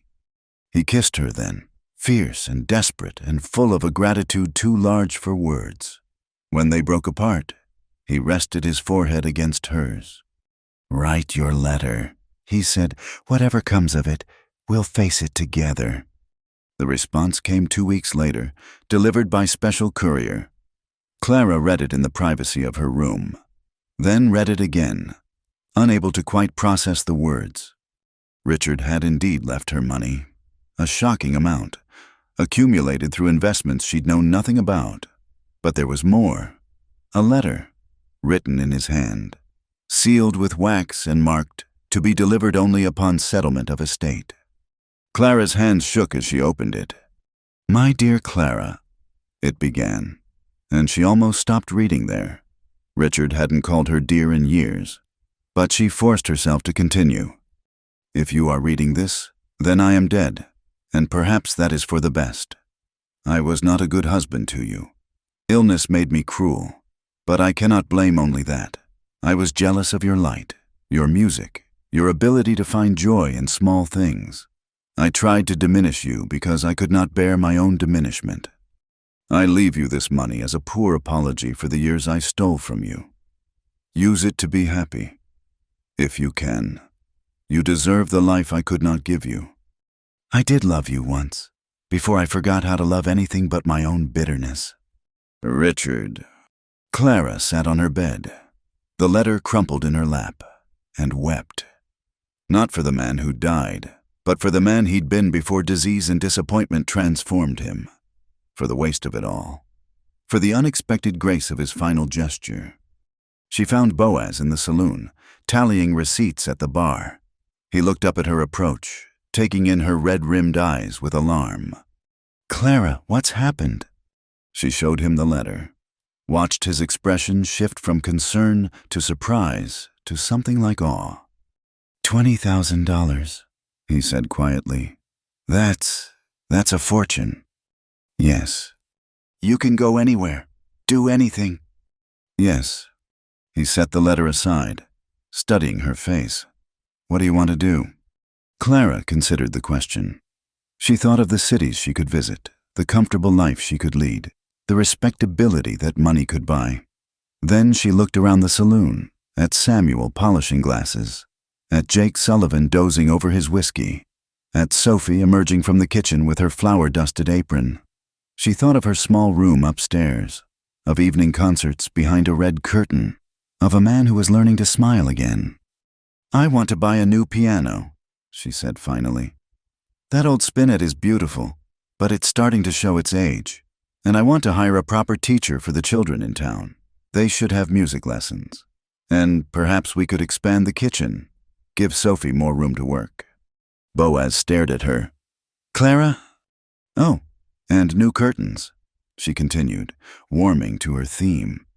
"Not to replace the red one, that's tradition now, but the rest of the place could use some color. And we should think about adding more rooms upstairs. The town's growing, and—" He silenced her with a kiss, right there in the middle of the saloon, in full view of anyone who cared to look. Samuel dropped a glass in shock. Jake Sullivan woke with a start. Sophie emerged from the kitchen to see what the commotion was about. "You impossible woman," Boaz murmured against her lips. "You beautiful, impossible, wonderful woman. Is that a yes to the renovations?" "That's a yes to anything you want, everything you want." He pulled back to look at her, his eyes bright with unshed tears. "You're staying." "Of course I'm staying. Where else would I go? This is home." The news of Clara's inheritance spread through Ash Hollow like wildfire. By the next morning, everyone knew that the widow Thornton had come into money, substantial money, and speculation ran wild about what she'd do with it. Prudence Blackwood was certain she'd leave immediately. "Mark my words," she told her circle at the millinery shop. "Now that she doesn't need to work, she'll show her true colors." But Clara did something far more scandalous than leaving. She stayed. Moreover, she began making plans, not just for herself, but for the town. She met with Josephine Baker about organizing music lessons for the local children. She spoke with Father Francis about funding repairs to the church organ. She even approached Prudence Blackwood about contributing to the Ladies' Auxiliary Fund for widows and orphans. "I don't understand," Prudence said, clearly flustered by Clara's generous offer. "Why would you—" "Because I know what it's like to be alone and struggling," Clara said simply. "And because kindness costs nothing but can mean everything." That evening, as Clara played the newly tuned piano in Boaz's room, their room now, in all but name, she felt a deep contentment settle into her bones. The red curtain hung open. and occasional passers-by could glimpse them there, making music together in the warm lamplight. "Any regrets?" Boaz asked, his fingers finding a complimentary melody on the guitar. "Only one," Clara said. He looked up in alarm. "What?" "I wish I'd hit Tom Morrison harder with that water pitcher." Boaz's laughter filled the room. "Rich and full and alive. Bloodthirsty woman, what am I going to do with you?" "Love me," Clara said simply. "That's all I need." "That," Boaz said, setting aside his guitar to pull her into his arms, "I can do for as long as you'll let me." "Forever, then." "Forever sounds about right." Outside, snow began to fall again, late-season flakes that would melt by morning. But inside the golden sage, behind a red curtain that no longer hid secrets, but instead proclaimed them, two souls who'd found each other across grief and distance made their own warmth, their own music, their own small redemption in a world that had tried to break them.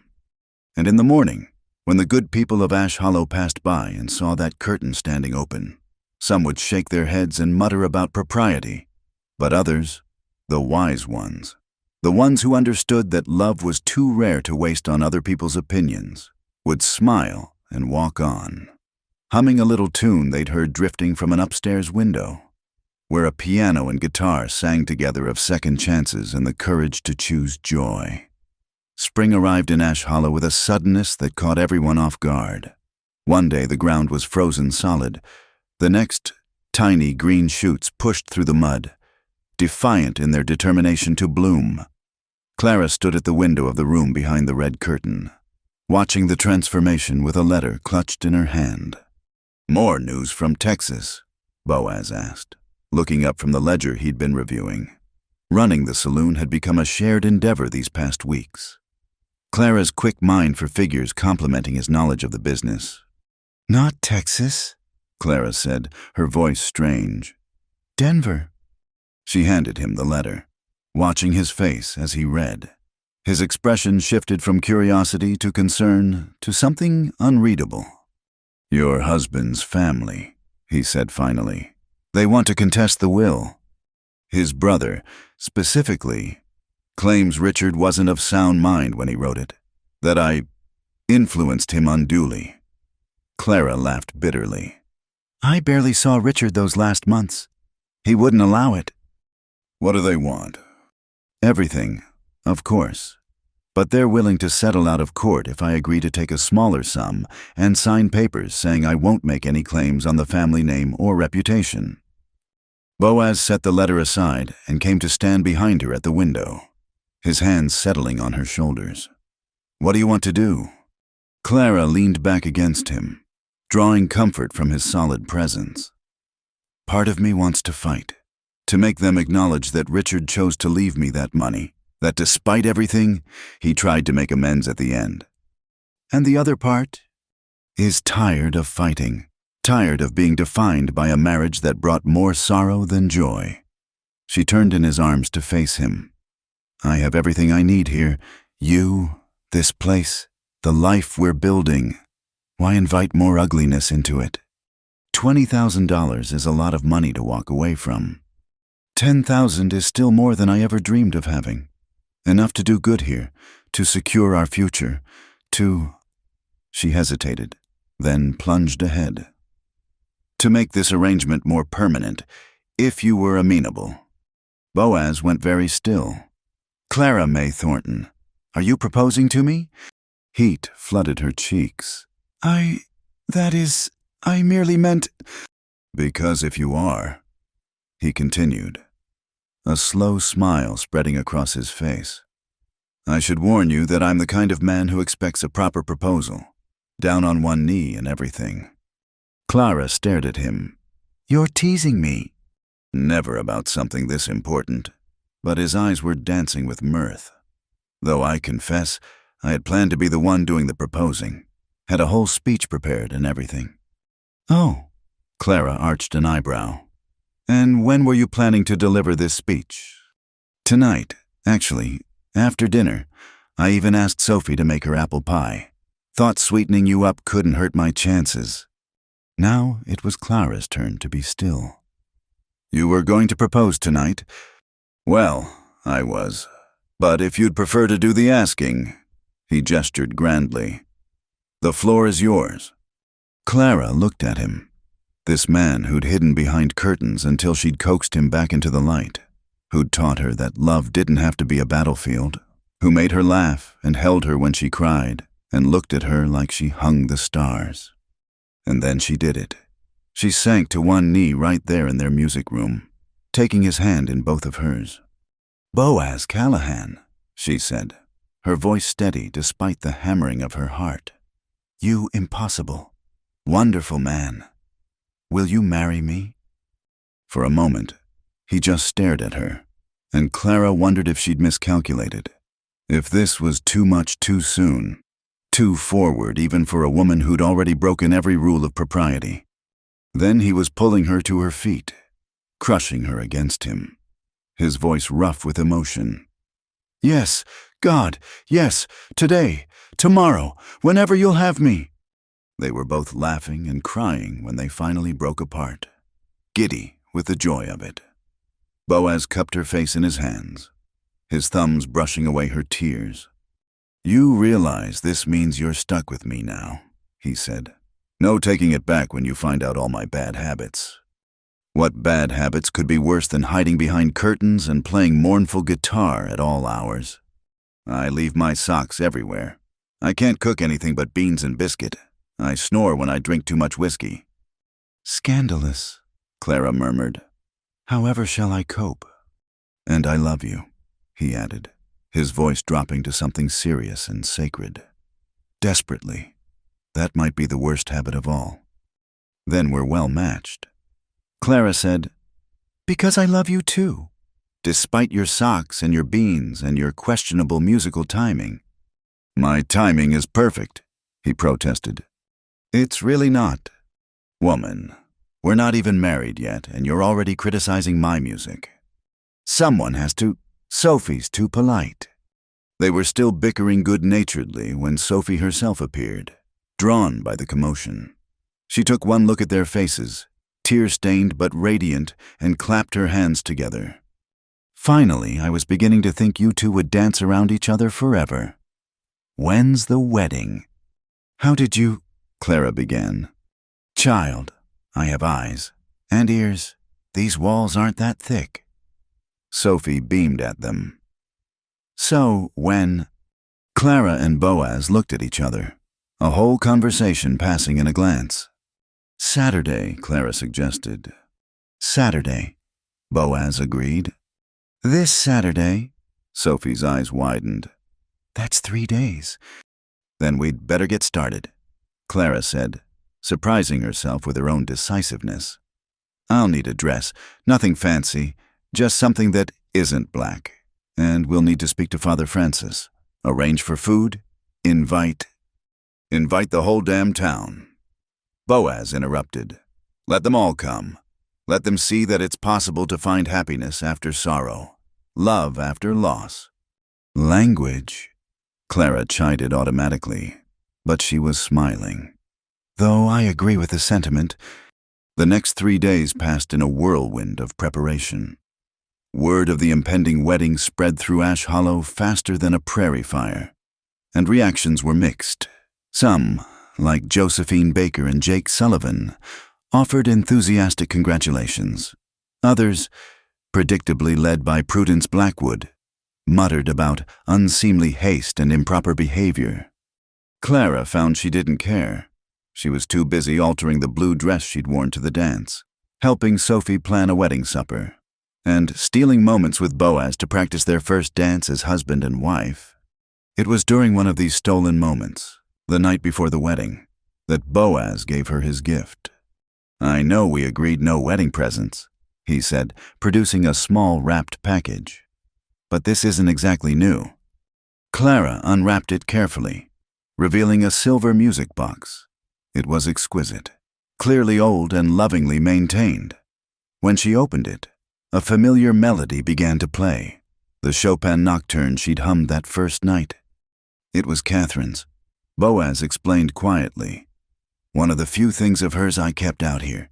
Not behind the curtain. She'd want you to have it. She'd want—" His voice caught. "She'd want me to be happy. To choose love over loneliness." Clara set the music box carefully aside and wrapped her arms around him. "She loved you well." "Yes," Boaz agreed. "And taught me how to love in return. That's a gift I can now give to you, if you'll have it." "Always," Clara whispered. Saturday dawned bright and clear, the kind of spring morning that made the Wyoming sky seem endless. The small church was packed to overflowing, curiosity bringing out even those who disapproved. Clara stood in the vestibule, nervously smoothing her dress, when Josephine appeared at her side. "You need someone to walk you down the aisle," the baker's wife said firmly. "And since you have no family here, I'm volunteering my Herbert for the job." Clara felt tears threaten. "Josephine, I couldn't—" "Yes, you can. And you will. Every bride deserves to be given away by someone who wishes her well." Josephine squeezed her hand. "Besides, Herbert's been practicing his formal walk all morning. He'd be devastated if he didn't get to show it off." And so it was that Clara entered the church on the arm of Herbert Baker, the gentle baker who'd never said an unkind word about anyone, and who patted her hand reassuringly as they walked. But Clara barely noticed the crowd, the whispers, the mixture of smiles and frowns that greeted her passage. All she could see was Boaz, standing at the altar in his best suit, looking at her like she was a miracle made manifest. Father Francis performed the ceremony with genuine warmth, speaking of second chances and the courage to love again. When he asked if anyone had objections, there was a long moment of silence during which Clara held her breath. But no one spoke, not even Prudence Blackwood, though she looked like she was biting her tongue hard enough to draw blood. "I now pronounce you husband and wife," Father Francis declared. "You may kiss your bride." Boaz didn't need to be told twice. He swept Clara into an embrace that was perhaps a bit more enthusiastic than strictly proper for a church setting, earning scattered applause and a few scandalized gasps. "Hello, Mrs. Callahan," he murmured against her lips. "Hello, Mr. Callahan," she replied, and couldn't stop smiling. The reception at the Golden Sage was a revelation. Sophie had outdone herself with the food.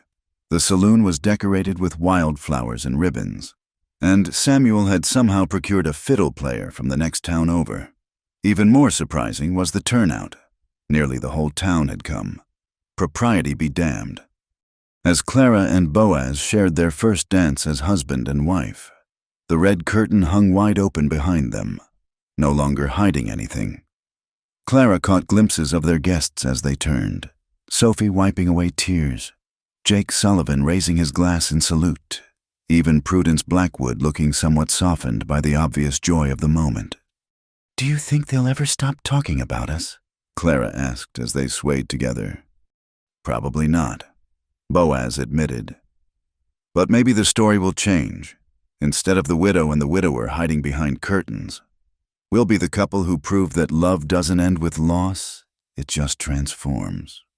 "I like that story better." "So do I." He spun her once, making her laugh. "Though I think we should keep the curtain, for tradition's sake." "Definitely, but wide open, so everyone can see how happy we are. Let them wonder about that for a change." As the music played on and their guests celebrated around them, Clara thought about the strange journey that had brought her here, from a loveless marriage to a small Wyoming town, from cleaning rooms to playing piano behind a mysterious curtain, from loneliness to a love she'd never thought to find again. Tomorrow, she'd write to the lawyers in Denver, accepting the settlement. $10,000 was more than enough when you already had everything that mattered. Tomorrow, she'd begin the music lessons for the local children, start planning the renovations to the saloon, continue building a life with this man who'd chosen joy over sorrow. But tonight, she danced with her husband in a room where secrets had given way to celebration, where a red curtain no longer hid pain but proclaimed hope, where two hearts that had known loss had found the courage to love again. No regrets? Boaz asked, echoing his question from weeks before. Clara smiled up at him, thinking of all the unexpected turns that had led to this moment. Not a single one. And in the doorway, the red curtain swayed gently in the spring breeze, wide open to the world. 6 months had passed since the wedding, and autumn painted Ash Hollow in shades of gold and crimson. Clara stood at the window of their expanded quarters above the saloon, watching the town's children file out of the new music room they'd added to the building. Little Mary Henderson clutched her sheet music proudly, while Tommy Morrison tried to walk and practice finger positions at the same time, nearly colliding with a hitching post.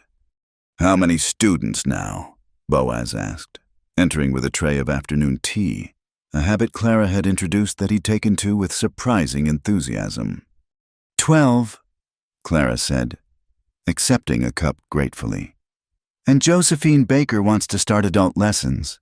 Apparently, Herbert's always wanted to learn the fiddle. This town's going to be nothing but music soon," Boaz mused, settling beside her. "Sophie's already complaining about the noise." "Sophie complains about everything. Yesterday she complained the new stove is too efficient." Clara smiled. "I caught her humming along to Mary's scales this morning." They sat in comfortable silence, watching the life of the town unfold below. The Golden Sage had transformed in the months since their marriage.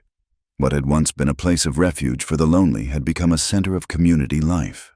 The music lessons, the expanded dining room where families could take meals together, the small library Clara had started in what used to be storage.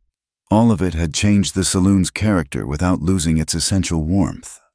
The red curtain still hung at the entrance to their private quarters, but it was rarely closed now. People had grown accustomed to seeing it drawn back, revealing glimpses of the life within.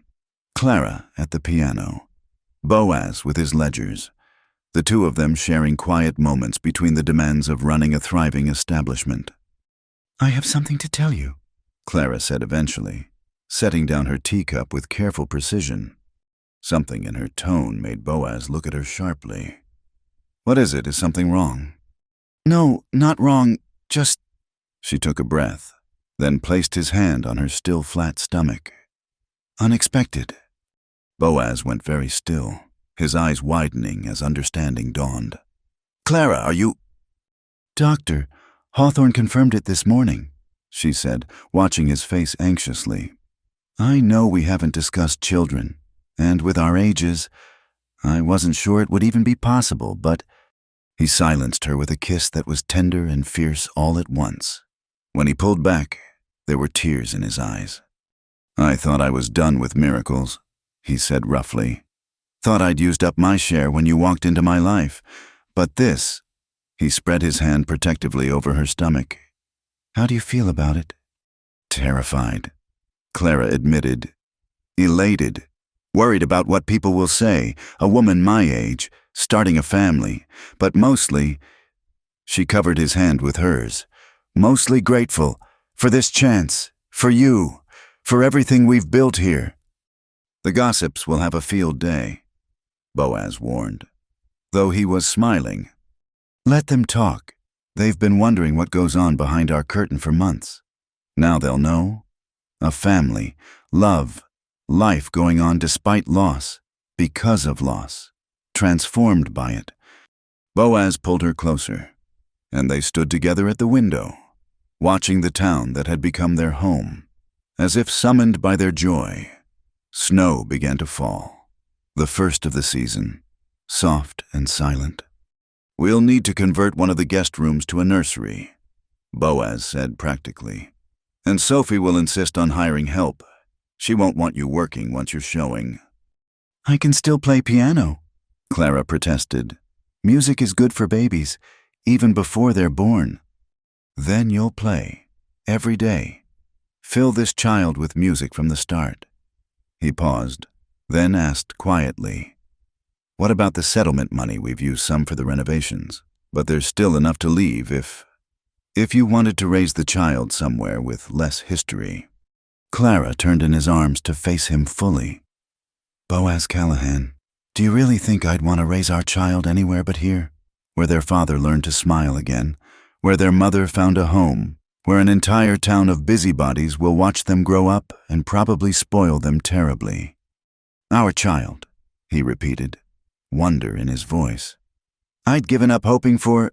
Catherine and I tried for years, but it never happened. I thought that chance was gone. Life has a way of surprising us, Clara said softly. Usually when we've stopped looking for surprises. That evening, they hosted their regular Saturday supper for the saloon's extended family. Sophie had made her famous pot roast, and the dining room was full of the usual suspects. Jake Sullivan, now 3 months sober and helping with the bookkeeping. Samuel, who'd proven surprisingly good with the music students. The Bakers, who'd become their closest friends. Even Father Francis, who'd taken to joining them when his duties allowed. Clara and Boaz had agreed to wait before sharing their news, wanting to hold it close a little longer. But Sophie, with her uncanny intuition, kept shooting Clara knowing looks throughout the meal. As the evening wound down and their guests prepared to leave, Josephine lingered, helping Clara clear the tables. You're glowing tonight, she observed. More than usual. I mean, you always glow these days. Boaz does that to you, but tonight there's something extra. Clara felt heat rise to her cheeks. I don't know what you mean. Josephine smiled. Of course not, but when you're ready to talk about it, I'm here. I've had 4 of my own. You know, I remember the signs. After everyone had gone and the saloon was quiet, Clara and Boaz sat in their music room, the curtain drawn back to let in the crisp night air. Clara played soft lullabies while Boaz accompanied on guitar, already practicing for the tiny audience that would join them in the spring. I've been thinking about names, Boaz said between songs. Family names. Maybe, though I don't know much about your family. Nor I about yours, Clara admitted. We've been so focused on the present, we've barely talked about the past beyond our marriages. My parents were good people, Boaz offered. Died in a cholera outbreak when I was 20. My mother's name was Rose. My father was James. My mother was Elizabeth, Clara shared. She died when I was young. My father, we didn't speak after I married Richard. He thought I was making a mistake. She smiled sadly. He wasn't wrong. Rose Elizabeth sounds pretty for a girl. Boaz suggested, James, something for a boy. James William, maybe after your father and mine. I like that. He set aside his guitar and came to sit beside her on the piano bench. Our children will have such stories to tell. About how their parents met over dirty linens and hidden music. How their mother tamed the town recluse with Mozart and sharp words. How their father saved their mother from a life of running away. Clara added. Gave her a reason to stay. We saved each other, Boaz corrected. That's the best kind of love story. The next morning brought an unexpected visitor. Clara was teaching the Henderson girls a duet when Samuel knocked on the music room door. Sorry to interrupt, Mrs. Callahan, but there's a lady here to see you. Says it's urgent. Clara found a well-dressed woman waiting in the parlor, her traveling clothes expensive but dusty from the road. Something about her seemed familiar, though Clara couldn't place her. Mrs. Callahan, I'm Patricia Thornton, Richard's sister. Clara's hand went instinctively to her stomach, a protective gesture. Mrs. Thornton, I wasn't expecting... That is, I thought the matter was settled. It is, Patricia assured her quickly. I'm not here about the money. I'm here to apologize. She paused, seeming to gather courage. My brother wasn't always kind, especially near the end. The family. We knew he was difficult. We should have done more. Clara sank into a chair, genuinely shocked. I don't understand. I found your letters, Patricia continued. The ones you wrote asking for help, telling us how bad things had gotten. We ignored them, told ourselves it was between husband and wife. Her voice caught. When Richard died and we learned he'd left you everything, we were angry. But then I read his final letter to you, the one the lawyers had copies of. He was trying to make amends. The least we can do is the same. She reached into her bag and pulled out a small wrapped package. This was our mother's. Richard mentioned once that you admired it. I hoped you might accept it as a peace offering. Clara unwrapped it carefully, revealing a beautiful cameo brooch, ivory against coral. She remembered it. Richard had shown it to her during their courtship, when he was still the charming man she'd thought she loved. Thank you, she said quietly. This is unexpected and kind. Patricia rose to leave, then paused. I heard you remarried, that you're happy here. Very happy, Clara confirmed. Good. That's good. Patricia smiled. And for a moment Clara could see Richard in her features, but Richard, as he'd been before, bitterness consumed him. Be well, Clara. Live the life my brother couldn't give you. After Patricia left, Clara sat holding the cameo, thinking about the strange paths that had led her here. Boaz found her there, lost in thought. Who was that? He asked, concern creasing his brow. The past, saying goodbye, Clara said, showing him the brooch. Richard's sister. She came to make peace. And did she? Clara considered the question. Yes, I think she did. For both of us. She stood, pinning the cameo to her collar. It's beautiful. Isn't it a reminder that even painful histories can hold moments of grace? You're beautiful, Boaz corrected, pulling her close. The brooch is just decoration. That evening, as was their new custom, they stood at the window watching the snow fall on Ash Hollow. The town looked peaceful in its white blanket, lights glowing warmly in windows, smoke rising from chimneys like prayers to the darkening sky.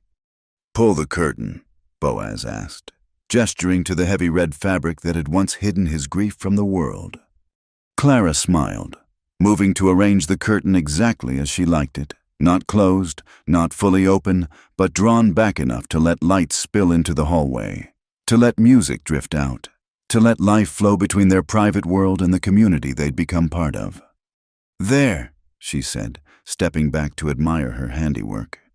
Let them see what they need to see, that happiness is possible, that love can bloom in the most unexpected places, that even saloons can be sanctuaries.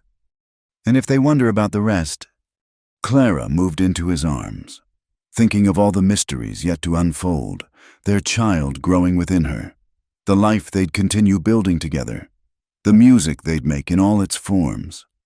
Then let them wonder, she said, echoing his words from so long ago. Some stories are better lived than told. But as Boaz spun her into an impromptu dance, humming the melody she'd taught him, Clara thought that perhaps their story was both, lived fully in all its messy, beautiful complexity, and told in the music that spilled from behind their red curtain, in the lives they touched, in the love they'd chosen despite all the reasons not to. The curtain swayed gently in the evening breeze, neither hiding nor revealing everything, but offering glimpses of a truth more profound than any gossip could capture, that two broken hearts could make a whole, that grief could transform into joy, and that sometimes the best stories were the ones that never truly ended but simply continued, movement by movement, into the endless possibility of tomorrow. In Ash Hollow, Wyoming, above a saloon where music played and families gathered, behind a red curtain that had learned to dance between secrecy and openness, Clara and Boaz Callahan wrote their story in laughter and tears, in piano notes and guitar chords, in the quiet moments between heartbeats where love lived, breathed, and flourished. And in the spring, when their child was born, a daughter they named Rose Elizabeth, the curtain would stand wide open, welcoming the town to share their joy. Because some wonders were too great to hide, and some stories too beautiful not to share. But that's a story for another day. Tonight, there was music to play, snow to watch, and a love to celebrate that had conquered grief, gossip, and every ghost that had tried to keep them apart. Behind the red curtain, life went on, and it was beautiful. Thank you so much for listening to this Wild West love story.